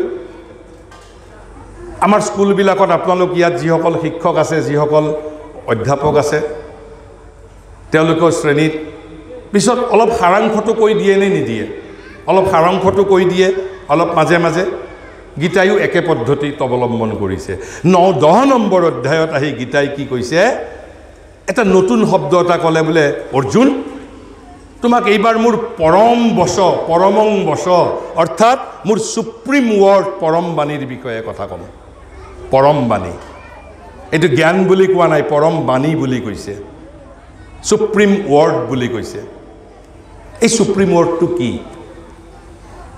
এই সুপ্ৰিম ৱৰ্ডটো আকৌ অৰ্জুনক কৈছে কিয় মই তোমাক ক'ব খুজিছোঁ মইতো আনকো ক'ব পাৰোঁ তোমাক কিয় ক'ব খুজিছোঁ ভগৱানে পক্ষপাতিত্ব কৰে অৰ্জুনক কৈছে তুমি মোৰ প্ৰিয় সেইভাবে তোমাৰ ওচৰত ক'ব বিচাৰিছোঁ গতিকে আমাৰ ওচৰত যদি কোৱাটো বিচাৰিছোঁ আমিও শ্ৰীকৃষ্ণৰ প্ৰিয় হ'ব লাগিব শ্ৰীকৃষ্ণৰ যদি প্ৰিয় নহওঁ শ্ৰীকৃষ্ণই আমাৰ ওচৰত সেই জ্ঞান আমাক নিদিয়ে আমি শ্ৰীকৃষ্ণৰ প্ৰিয় হ'ব লাগিব সেইভাবে ব্যাসদেৱে পিছত ভাগৱত ৰচনা কৰিছিল ভক্তিৰ প্ৰয়োজনীয়তা আছে কৈছে তুমি মোৰ প্ৰিয় সেইভাবে শুনা এইবাৰ মই তোমাক মোৰ সুপ্ৰিম ৱৰ্ডৰ বিষয়ে ক'ম পৰম বাণীৰ বিষয়ে কথা ক'ম কিন্তু এই পৰম বাণীটো আচলতে কি পৰম বাণীটো আচলতে তেওঁৰ কি এই পৰম বাণীটো আচলতে হ'ল ইমান সময়লৈকে ভগৱানে যিবোৰ কথা কৈছিল তাৰ সাৰাংশ অৰ্থাৎ 9 নম্বৰ অধ্যায়লৈ যিসমূহ কথা কৈছিল তাৰ এটা জিষ্ট বুলি যিটো আমি কওঁ সাৰাংশ বুলি যিটো আমি কওঁ সেই সাৰাংশ মানেই বা কি আকৌ সাৰাংশটো মানে মহাৰিষিয়ে কৈছে ভগৱানৰ প্ৰতি প্ৰেম ভগৱানৰ প্ৰতি ভগৱানৰ আনন্দ অনুভৱ কৰা ভগৱানৰ প্ৰতি প্ৰীতি এয়াই হ'ল ভক্তিৰ মূল তত্ত্ব আপোনালোকৰ ভাগৱতৰ মূল তত্ত্ব এইটোৱেই কীৰ্তনত নামঘোষাত গুৰু দুজনাই সেই বিষয়ে বাৰে বাৰে কৈ গৈছে ভাগৱতৰ মূল ৰহস্য এয়াই কৈছে ভগৱানৰ প্ৰতি প্ৰেম ভগৱানৰ আনন্দ অনুভৱ কৰা ভগৱানৰ প্ৰতি প্ৰীতি এই তিনিটাই হ'ল ভক্তি তত্ত্বৰ মূল কথা ভগৱত প্ৰেম ভগৱত প্ৰীতি আৰু ভগৱত আনন্দ এই তিনিটাই হ'ল ভাগৱতৰ মূল তত্ত্ব কৈছে অৰ্জুনৰ হৃদয়ত সেই ভগৱত প্ৰীতি লাহে লাহে উদয় হ'বলৈ আৰম্ভ হৈছে ভগৱানে সেয়া লক্ষ্য কৰিছে আৰু এই ভগৱত প্ৰেম যে তেওঁৰ ভিতৰত উদয় হৈছে এই ভগৱত প্ৰেমেই তেওঁক ভগৱত কৰ্ম কৰাৰ বাবে অৱশেষত অনুপ্ৰাণিত কৰিব কৃষ্ণই বুজি পাইছে সেইভাবে ভগৱানে ক'লে কি ইমান দেৰিলৈকে যিবোৰ কথা কৈছিল সেই কথাবোৰৰ সাৰ সংকলন কৰি কৈছে মই তোমাক পুনৰ ক'ম আৰু এয়াই মোৰ পৰম বাক্য অৰ্থাৎ 10 নম্বৰ অধ্যায়ত তেওঁ যিটো কৈছে পৰম বাক্যৰ কথা তেওঁৰ পৰম বাক্য পৰম বাণী ইজ নাথিং বাট ৰিভিজন বুলি ক'ব পাৰোঁ আমি 9 নম্বৰ অধ্যায়লৈ যিখিনি কথা কৈছে আৰু সেই কথাটো হ'ল কি আৰু সেইটোক তেওঁ পৰম বাক্য বুলি কৈছে আৰু কিন্তু এই পৰম বাক্যটোনো কি অৰ্থাৎ এই 9 নম্বৰ অধ্যায়লৈকে যদি আমি গীতা কালিৰ পৰা যদি আৰু আমি গীতা নপঢ়োঁ এই পৰম বাক্য মানে কি 9 নম্বৰ অধ্যায়লৈ যদি সোধে যে গীতাই যি কথা কৈছে তাৰ সাৰ কথা কোনখিনি একেবাৰে দুটা নিৰ্দিষ্ট কথা কি কথা 7 নম্বৰ অধ্যায়ত তেওঁ কি কৈছে সমগ্ৰং মাম অৰ্থাৎ তেওঁৰ বিষয়ে জানিব লাগিব আৰু তেওঁক আৰাধনা কৰিব লাগিব এয়াই হ'ল উচ্চতম জ্ঞান আৰু উচ্চতম আৰাধনা প্ৰথম কথা আপোনালোকে সেইটো মানি ল'ব লাগিব যে ভগৱানক জানা আৰু ভগৱানৰ আৰাধনা এয়াই হ'ল উচ্চতম জ্ঞান আৰু উচ্চতম আৰাধনা মানৱতাৰ পূজা কৰিলে ভগৱানৰ আৰাধনা হয় নে নহয় মই নাজানো, কাৰণ মানুহ ভগৱানৰ অংশ কেৱল মাত্ৰ। গতিকে এই যে আজিকালি আমাৰ ৰাজনীতিত এটা কথা কয় জনতা জনাৰ্দন, জনতা জনাৰ্দন আমাৰ কোনো শাস্ত্ৰই কোৱা নাই জনতাক জনাৰ্দন বুলি। জনাৰ্দন জগতত এজনেই, তেওঁ শ্ৰীকৃষ্ণ। জনাৰ্দন শব্দটোৰ অৰ্থ কি? যি আমাক মুক্তি প্ৰদান কৰিব পাৰে। কি দেশৰ জনসাধাৰণে মোক মুক্তি দিব পাৰিব নেকি? জনতা জনাৰ্দন শব্দটো আচলতে আমাৰ ৰজাসকল যাতে অত্যাচাৰী নহয়, প্ৰজাৰ প্ৰতি যাতে তেওঁলোক প্ৰজাবৎসল হৈ থাকে, সেইবাবে তেওঁলোকৰ প্ৰতি এইটো এটা নিয়ন্ত্ৰণ সূচক বাক্য। কিন্তু আমাৰ মানুহে কিন্তু ভাবি লৈছে জনতাই জনাৰ্দন। ইয়াক কোনো শাস্ত্ৰত কোৱা নাই, বেদতো কোৱা নাই, উপনিষদতো কোৱা নাই, পুৰাণতো কোৱা নাই, ভাগৱততো কোৱা নাই, ক'তো কোৱা নাই, ব্ৰহ্মসূত্ৰতো কোৱা নাই, ক'তো কোৱা নাই। মানুহক কি বুলি কৈছে? মম এব অংশ সনাতন, আমি ভগৱানৰ এটা সনাতন শাশ্বত অংশ। তেনেহ'লে 9 নম্বৰ অধ্যায়লৈকে সাৰ কথাটো কি? যে মই ভগৱানক জানিব লাগিব, ভগৱানক আৰাধনা কৰিব লাগিব। আৰু এই ভগৱানক জানাটোৱেই হ'ল উচ্চতম জ্ঞান আৰু উচ্চতম আৰাধনা। কিন্তু ভগৱানক কি ধৰণে জানিব লাগিব? ভগৱানক কি বুলি জানিব লাগিব? ভগৱানক আমাক অন্ন বস্ত্ৰ দান কৰা, আমাৰ কল্যাণৰ চিন্তা কৰা এজন মানুহ হিচাপে জানিব লাগিব, নে ভগৱানক কি বুলি জানিব লাগিব? সেইটোৱে হ'ল মূল কথা। ভগৱানক জানিব লাগিব বুজিলোঁ, কিন্তু ভগৱানক এজন ৰাজনৈতিক নেতা হিচাপে জানিব লাগিব, নে এজন বিজনেছমেন হিচাপে জানিব লাগিব, নে এজন পুৰোহিত হিচাপে জানিব লাগিব, নে এজন ভকত হিচাপে জানিব লাগিব? কি হিচাপে জানিব লাগিব? প্ৰথম যিটো তত্ত্ব 9 নম্বৰ অধ্যায়লৈকে গোটেই সাৰ কথাখিনিৰ কৈছে ভগৱানক কি বুলি জানিব লাগিব। এই যে মই প্ৰথমতেই ক'লোঁ 7 নম্বৰ অধ্যায়ৰ 19 নম্বৰ শ্লোক, তেনেকুৱা শ্লোক এটাই নহয় দেই, বহু শ্লোক আছে। বাৰে বাৰে ভগৱানে বেলেগ বেলেগ শব্দৰে একেটা কথাই মূলত কৈছে। কি বুলি কৈছে? জগতত যি বস্তুৱেই আছে সকলোৰে পৰম উৎসৰূপে ভগৱানক জানিব লাগিব। অকল ভগৱানক পীতাম্বৰ বুলি জানিলেই নহ'ব। কি বুলি জানিব লাগিব? জগতত যিয়েই আছে সেই সকলোবোৰৰেই পৰম বীজ ৰূপে জানিব লাগিব, উৎস বুলি জানিব লাগিব, আমাৰ পৰম পিতা বুলি জানিব লাগিব। এনেই জানিলে নহ'ব। আকৌ জানাৰ অৰ্থ আধ্যাত্মিক উপলব্ধিৰ দ্বাৰা মই অনুভৱৰ মাজত হৃদয়ংগম কৰিব লাগিব, 1 নম্বৰ কথা। 2 নম্বৰ কথা, জগতত যি সত্তাৰ পৰা সমস্ত জগতৰ সৃষ্টি হৈছে, অৰ্থাৎ ভগৱান, অৰ্থাৎ জগতবাসী আৰু জগতৰ অধীশ্বৰ ৰূপে ভগৱানক জানিব লাগিব। শ্ৰীকৃষ্ণই সেই কথাও কৈছে, অধীশ্বৰ ৰূপে জানিব লাগিব। ক'ত কৈছে? সম্ভৱতঃ 5 নম্বৰ অধ্যায়ৰ 29 নম্বৰ শ্লোকত কৈছে সৰ্বলোক মহেশ্বৰম বুলি কৈছে শ্ৰীকৃষ্ণই নিজক। এনেই জানিলে নহ'ব, অকল বৃন্দাবনৰ প্ৰেমিক শ্ৰীকৃষ্ণ বুলি জানিলেই নহ'ব। কি বুলি জানিব লাগিব? জগত আৰু জগতবাসীসকলৰ অধীশ্বৰ ৰূপে মোক জানিব লাগিব, প্ৰভু বুলি জানিব লাগিব। তেনেহ'লে 2টা চৰ্ত, সমগ্ৰ জগত আৰু জগতবাসীসকলৰ প্ৰভুৰূপে ভগৱানক জানিব লাগিব, আৰু সমগ্ৰ জগতত যি বস্তুৱেই আছে সকলো বস্তুৰেই পৰম উৎসৰূপে ভগৱানক জানিব লাগিব। আৰু এই ধৰণে যদি ভগৱানক জানিব পাৰে তেনেহ'লে এয়াই ভগৱান সম্বন্ধে পৰম জ্ঞান। আৰু সেই ভগৱানজনকে আপুনি আৰাধনা কৰিব লাগিব, সেয়াই উচ্চতম আৰাধনা হ'ব। সেইবাবেই জ্ঞানৰ প্ৰয়োজন আছে, জ্ঞান তত্ত্বৰ। আৰু এটা কথা আমি ইয়াৰ মাজতে মই কৈ থৈ দিওঁ, আমাৰ সাধাৰণতে মই এই কথাটো আমি জানিব লাগিব, গীতাত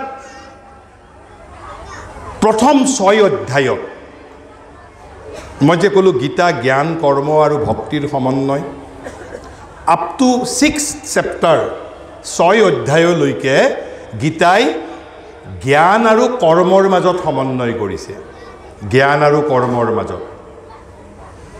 আৰু 7ম অধ্যায়ৰ পৰা 12th অধ্যায়লৈকে জ্ঞান আৰু ভক্তিৰ মাজত সমন্বয় কৰিছে আমি সেই এটা সত্য আমি জানিব লাগিব অৰ্থাৎ 1 পৰা 6 নম্বৰ অধ্যায়লৈকে জ্ঞান আৰু কৰ্মৰ বিষয়ে কৈছে আৰু 7 নম্বৰ অধ্যায়ৰ পৰা 12 নম্বৰ অধ্যায়লৈকে মূলত জ্ঞান আৰু ভক্তিৰ বিষয়ে কৈছে অৰ্থাৎ জ্ঞান আৰু ভক্তিৰ সমন্বয় কৰিছে 6 অধ্যায়লৈকে জ্ঞান আৰু কৰ্ম 7ম অধ্যায়ৰ পৰা 12 অধ্যায়লৈকে জ্ঞান আৰু ভক্তিৰ সমন্বয় কৰিছে তেনেহলে আমি 7 নম্বৰ অধ্যায়ৰ সমগ্ৰং মামৰ বিষয়ে ক'লো সেই সমগ্ৰং মাম মানেই ভগৱানে কৈছে গুহ্যতমং জ্ঞান মানে হ'ল জ্ঞানম বিজ্ঞান সহিতম সেই জ্ঞান লাভ কৰিলে কি মোৰ লাভ হ'ব সেই বিষয়েও ক'লে গীতাই আৰু তাৰ পিছত আকৌ সাৰ সংকলন 9 নম্বৰ অধ্যায়লৈকে কোৱা কথাৰ সাৰ সংকলন সেইখিনিক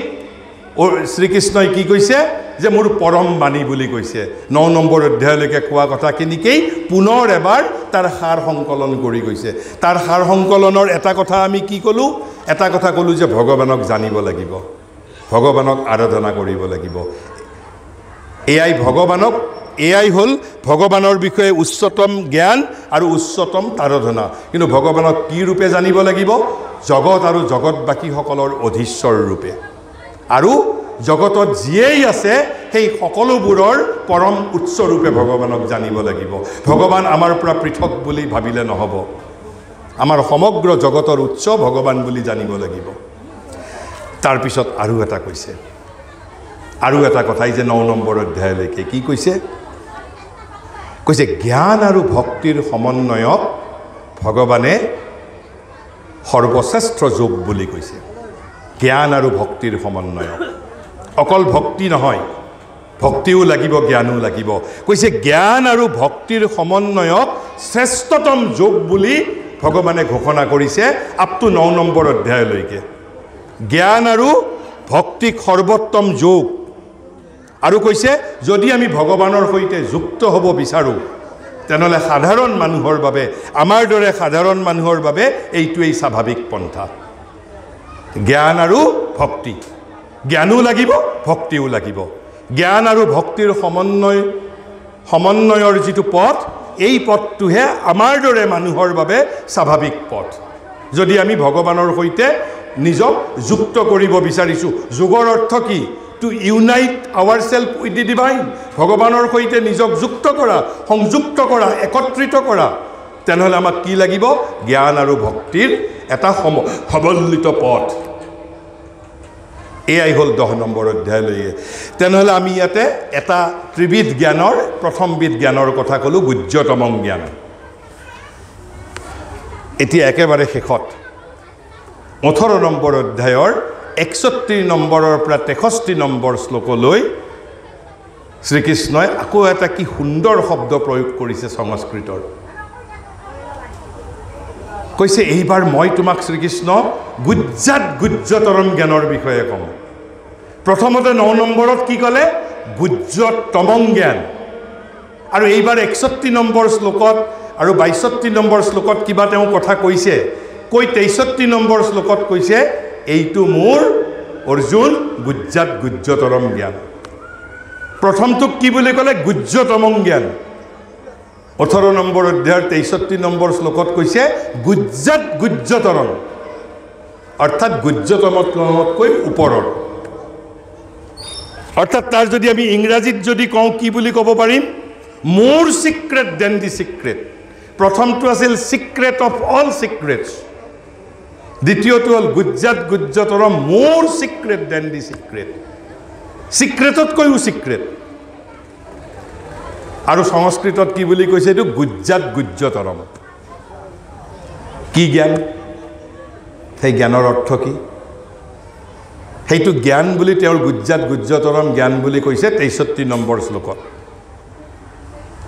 61 নম্বৰ শ্লোকত শ্ৰীকৃষ্ণই অৰ্জুনৰ আগত তেওঁৰ এই গুহ্যতৰম জ্ঞানটো কৈছে কি কৈছে কৈছে ঈশ্বৰ সৰ্বভূতানাং হৃদ্দেশে অৰ্জুন তিষ্ঠতি কৈছে ভগৱান ক'ত থাকে গীতাই এবাৰো কোৱা নাই ভগৱান মণিকূটত থাকে বুলি নামঘৰত থাকে বুলিও গীতাই কোৱা নাই বৈকুণ্ঠত থাকে বুলিও কোৱা নাই বাৰে বাৰে গুৰুত্ব দিছে ক'ত জানেনে? কৈছে যে সমগ্ৰ জগতৰ মাজত আছে আৰু সেই জগতৰ মাজত থকা ভগৱানজন কি? বৃহৎ ৰূপ। কাক দেখুৱাইছিল? অৰ্জুনকেই দেখুৱাইছিল।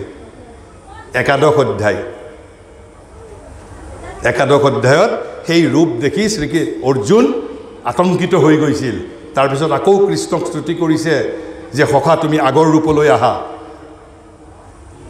তাত তেওঁৰ একেবাৰে কাল বিনাশী তাণ্ডৱ ৰূপ দেখা পাইছিল তেতিয়া। আৰু এটা কৃষ্ণই কৈছে কৃষ্ণৰ ঘৰ ক'ত আছে? এটা হ'ল সমগ্ৰ জগত হেনো তেওঁৰ ঘৰ, ৰেচিডেন্স, বাসস্থান। আৰু কৃষ্ণ ক'ত থাকে? তেওঁ নামঘৰত থাকে নে নাথাকে, মন্দিৰত থাকে নে নাথাকে, থাকোঁ বুলিও কোৱা নাই, নাথাকোঁ বুলিও কোৱা নাই। কিন্তু তেওঁ স্পষ্ট ভাষাত কৈছে ঈশ্বৰ সৰ্বভূতানাং হৃদ্দেশে অৰ্জুন তিষ্ঠতি। আমাৰ তোমালোক প্ৰত্যেকৰে হৃদয়ত মই থাকোঁ, মই অন্তৰ্যামী। আমি ভাবোঁ জানো তেনেকৈ মোৰ ভিতৰত ভগৱান থকা বুলি জানো ভাবোঁ? আমি মণিকূটত ভগৱান থকা বুলি ভাবোঁ। সেইবাবে মণিকূটত যাওঁতে আমি গা স্নান কৰি যাওঁ। আমি মন্দিৰত গৈ বেয়া কাম নকৰোঁ। অৱশ্যে অসুৰে কৰিব পাৰে, অসুৰ দস্যুৱে কৰিব পাৰে, কিন্তু আমাৰ শৰীৰটোক জানো সেই মূল্য আমি দিওঁ? এই শৰীৰটো আপোনাৰ শৰীৰ নহয়, ভগৱানৰ বাসস্থান। এই বাক্যশাৰী আপুনি যিদিনা উপলব্ধি কৰিব, মই উপলব্ধি বুলি কৈছোঁ, আণ্ডাৰষ্টেণ্ডিং নহয়, মস্তিষ্ক আৰু মেধাৰ দ্বাৰা বুজাৰ কথা কোৱা নাই। যিদিনা আপুনি উপলব্ধি কৰিব, সেই মুহূৰ্ততে আপোনাৰ জীৱন ৰূপান্তৰিত হ'ব। আৰু এই যে আমাৰ ৰূপকোঁৱৰ জ্যোতিপ্ৰসাদে কৈ গৈছিল, ৰূপান্তৰেহে মাথো জগত ধুনীয়া কৰে, এই মোৰ গায়ত্ৰী মন্ত্ৰ। ৰূপান্তৰ ৰূপান্তৰ ৰূপান্তৰ।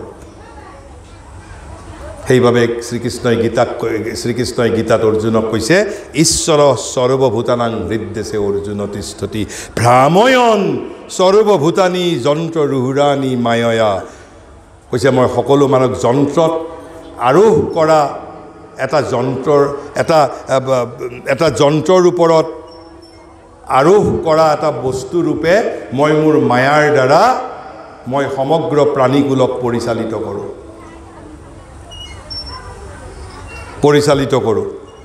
এইটো হৈছে তেওঁৰ গুজ্জাত গুজ্জতৰম জ্ঞান। কিন্তু এইটো অৰ্ধ জ্ঞান। গুজ্জাত গুজ্জতৰমৰ এক অংশ, বাকী অংশটো ৬২ নম্বৰত কৈছে। কি বুলি কৈছে?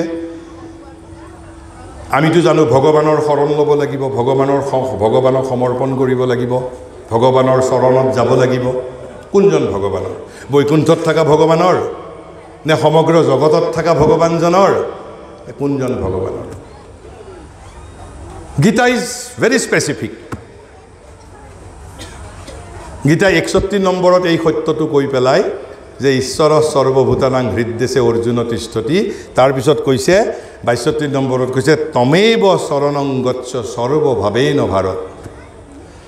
তুমি সেইজন ভগৱানৰে শৰণ লোৱা। অৰ্থাৎ যিজন ভগৱানৰ বিষয়ে মই এইমাত্ৰ ক'লোঁ। কোনজন ভগৱান? যিজন তোমাৰ নিজৰ হৃদয়ৰ ভিতৰত আছে। তুমি বৈকুণ্ঠৰ ভগৱানৰ কথা চিন্তা কৰিব নালাগে। ভগৱান তোমাৰ হৃদয়ত ৰেডি হৈ আছে তোমাক সহায় কৰাৰ কাৰণে। একেবাৰে স্পষ্টভাৱে কৈছে তমেব শৰণং গচ্ছ। অৰ্থাৎ ৬১ নম্বৰত যিজন ভগৱানৰ বিষয়ে কৈছে তমেব শৰণং গচ্ছ সৰ্বভাৱেন ভাৰত। আৰু কেনেকৈ? সমগ্ৰ ভাৱৰ সৈতে। আৰু তেতিয়া কি হ'ব? তৎপ্ৰসাদাত পৰাং শান্তিং স্নানং প্ৰাপ্স্যসি শাশ্বতম। আৰু তেওঁৰ প্ৰসাদতে তুমি পৰম শান্তি লাভ কৰিব পাৰিবা। আন একোৰ দ্বাৰা তুমি শান্তি লাভ কৰিব নোৱাৰিবা। ভগৱানক বিচাৰিবৰ বাবে ক'তো যাব নালাগে। আচলতে এই যে মণিকূট, এই মণিকূট আচলতে হৃদয়ৰ মণিকূটৰ কথা কোৱা হৈছে। কিন্তু আমি সাধাৰণ মানুহে বুজি নাপাওঁ বাবে মণিকূটটো বৰ্তমান আমি নামঘৰত আমি স্থাপন কৰিছোঁ।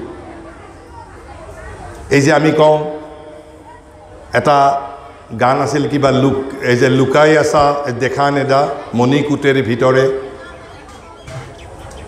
হৃদয় বিদীৰ্ণ যদি কৰিব পাৰোঁ, হৃদয়ৰ ভিতৰত প্ৰৱেশ কৰিব পাৰিলেহে শ্ৰীকৃষ্ণৰ সাক্ষাৎ পাম। আচল মণিকূট হৃদয়ৰ ভিতৰত আছে।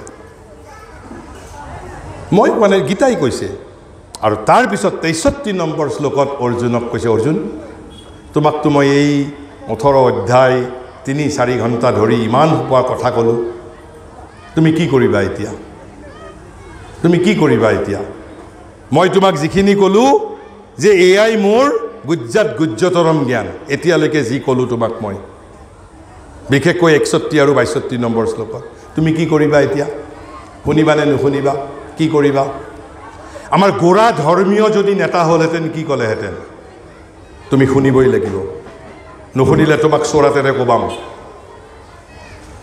সেই বুলি ক'লেহেঁতেন হয়নে কিন্তু কৃষ্ণই কি কৈছে জানে 7 শ্লোক পাগলৰ দৰে বকাৰ পিছতো অৰ্জুনক কি স্বাধীনতা দিছে জানে 63 নম্বৰ শ্লোকত ভাৰতবৰ্ষৰ মানুহক ভাৰতৰ আধ্যাত্মিকতাই ইমান পৰম আধ্যাত্মিক স্বাধীনতা প্ৰদান কৰিছে কৈছে যথেচ্ছসি তথা কুৰু তোমাৰ যি ইচ্ছা তুমি তাকে কৰা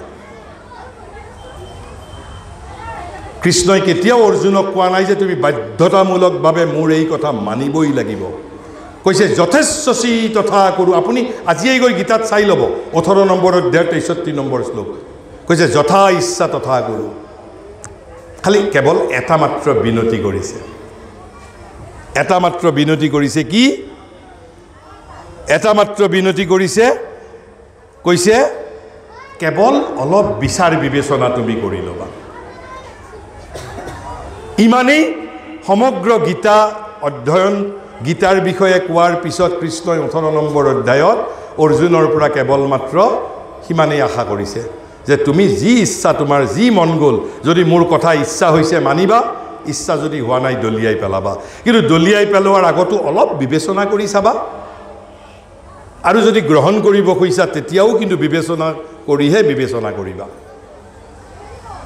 এয়া গ'ল তেওঁৰ গুজ্জাতৰম জ্ঞান মইতো ত্ৰিবিধ জ্ঞানৰ কথা কৈছোঁ দুবিধ জ্ঞান ক'লোঁ প্ৰথমটো হ'ল গুজ্জাতম জ্ঞান তাৰপিছত 61 62 63 18 নম্বৰ অধ্যায়ৰ গুজ্জাতৰম জ্ঞান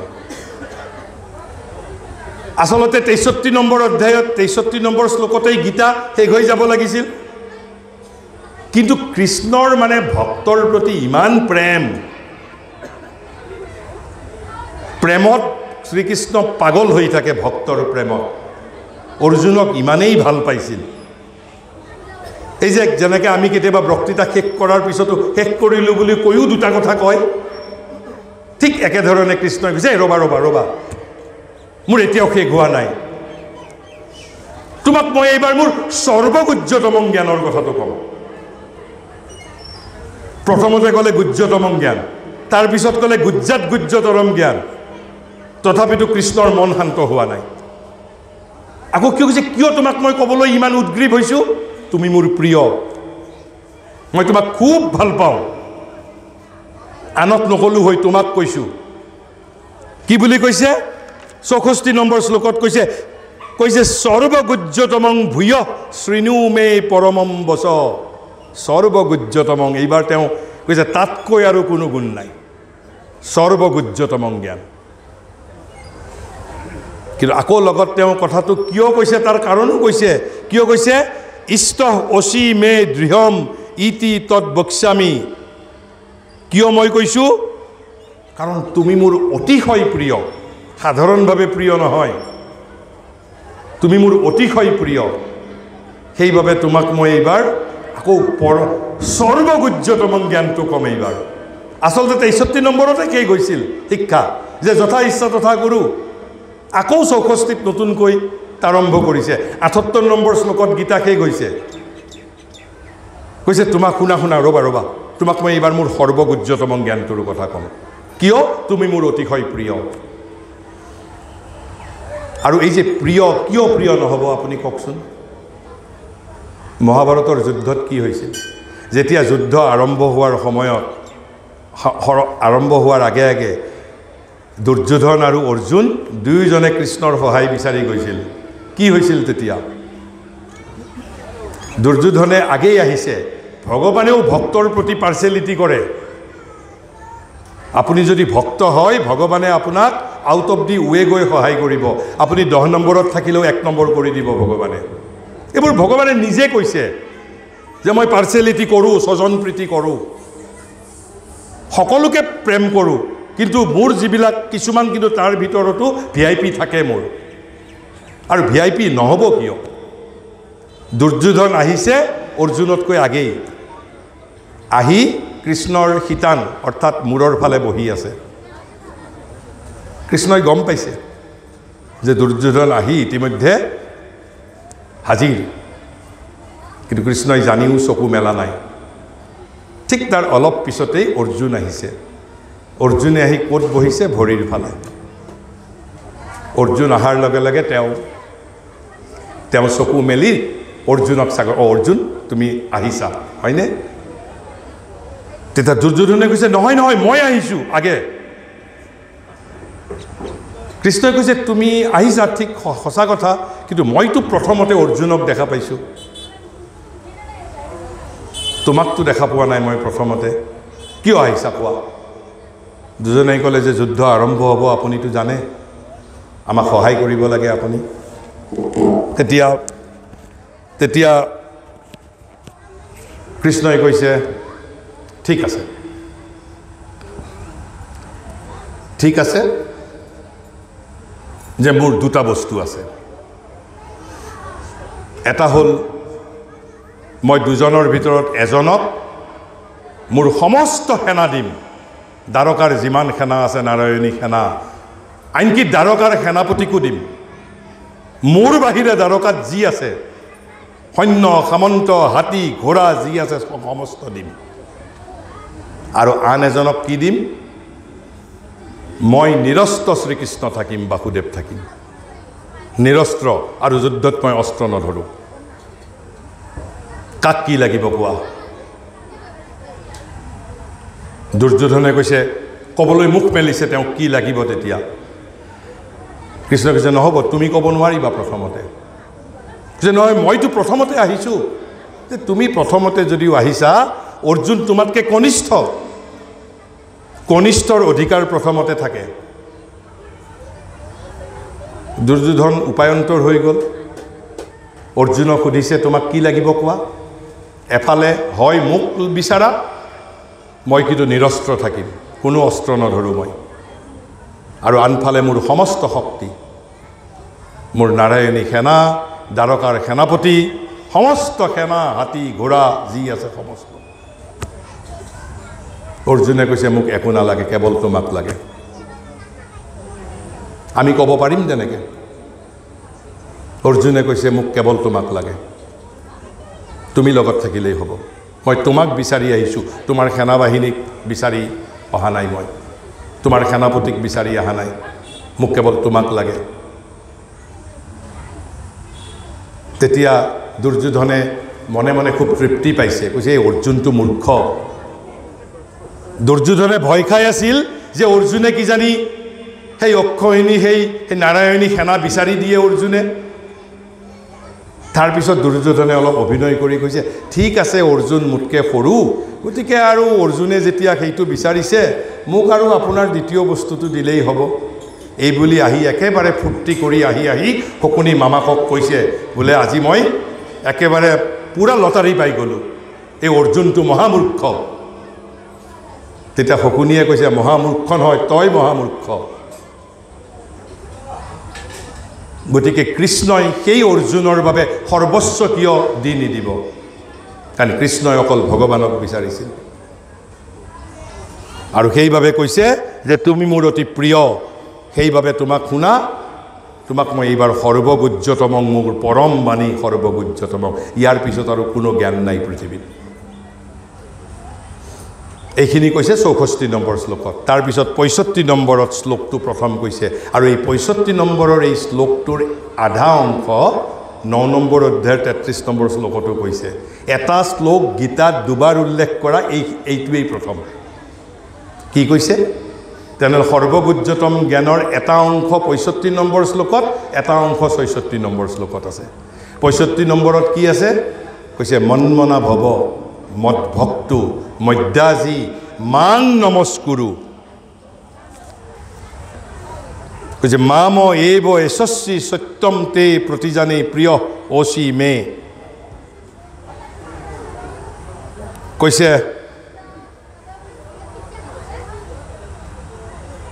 মন্মনা ভৱ বি মি মাইণ্ডেড অনলি কেৱল মোৰ কথা চিন্তা কৰিব লাগিব তুমি ইমান দাবী দিছে মন্মনা ভৱ মদভক্ত কেৱল মোৰ ভক্ত লাগিব হ'ব মধ্যাজী কেৱল মোৰ বাবে কৰিব লাগিব কাম আৰু তাৰ পিছত কৈছে মাং নমস্কুৰু কেৱল মোক নমস্কাৰ কৰিব লাগিব এই চাৰিটাই কণ্ডিশ্যন আৰু এইটোৱেই তেওঁৰ সৰ্বগুহ্যতম জ্ঞান বুলি কৈছে আৰু তেতিয়া কি বুলি কৈছে তেতিয়া কৈছে মই সঁচাকৈ প্ৰতিজ্ঞা কৰি কৈছোঁ বুলি কৈছে প্ৰতিজ্ঞা কৰা বুলি কৈছে ভগৱানে ভক্তৰ সন্মুখত যে তুমি মোক পাবা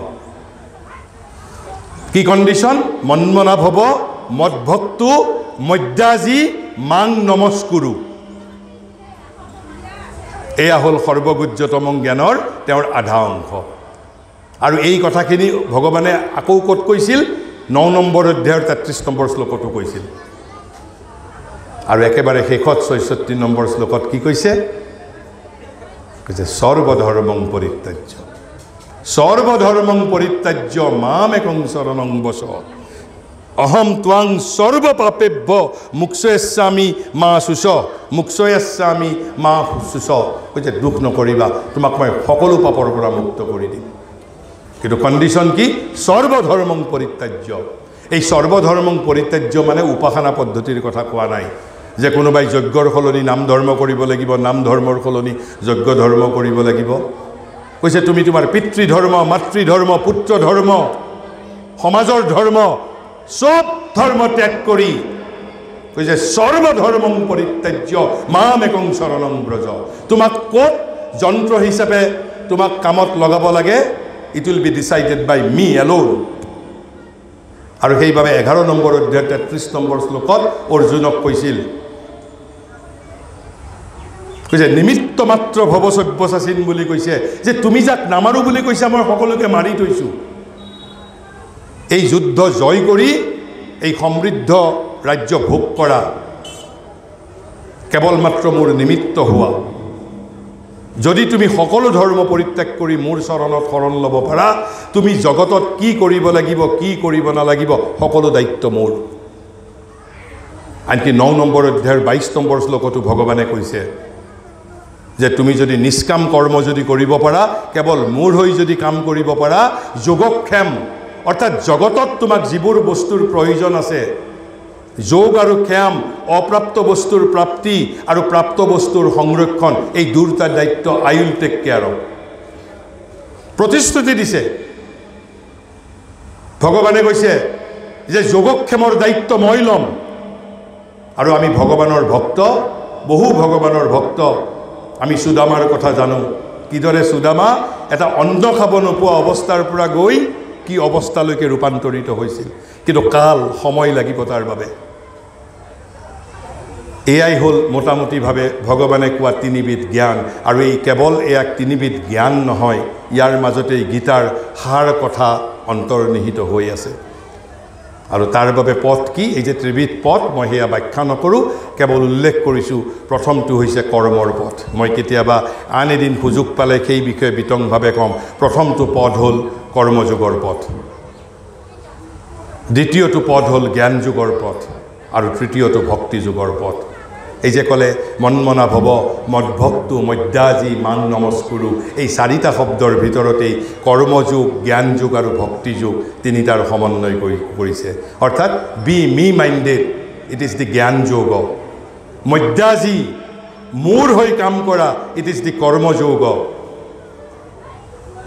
মদভক্তু বি মাই এডোৰাৰ মোৰ ভক্ত হোৱা অৰ্থাৎ জ্ঞান যোগ ভক্তি যোগ আৰু কৰ্মযোগ এয়াই হ'ল গীতোক্ত ত্ৰিবিধ পথ জ্ঞানৰ পথ ভক্তিৰ পথ কৰ্মৰ পথ প্ৰথম পথ হ'ল কৰ্মৰ পথ দ্বিতীয় পথ হ'ল জ্ঞানৰ পথ আৰু তৃতীয় হ'ল ভক্তিৰ পথ কিন্তু গীতাই বাৰে বাৰে কৈছে শেষত গৈ তিনিটা পথ পৃথক পৃথক পথ নহয় তিনিটা পথৰ সমন্বয় কৰিব লাগিব একে সময়তে কৰ্ম জ্ঞান আৰু ভক্তি ত্ৰিবিধ একেলগে একে সময়তে অব্যাহত থাকিব লাগিব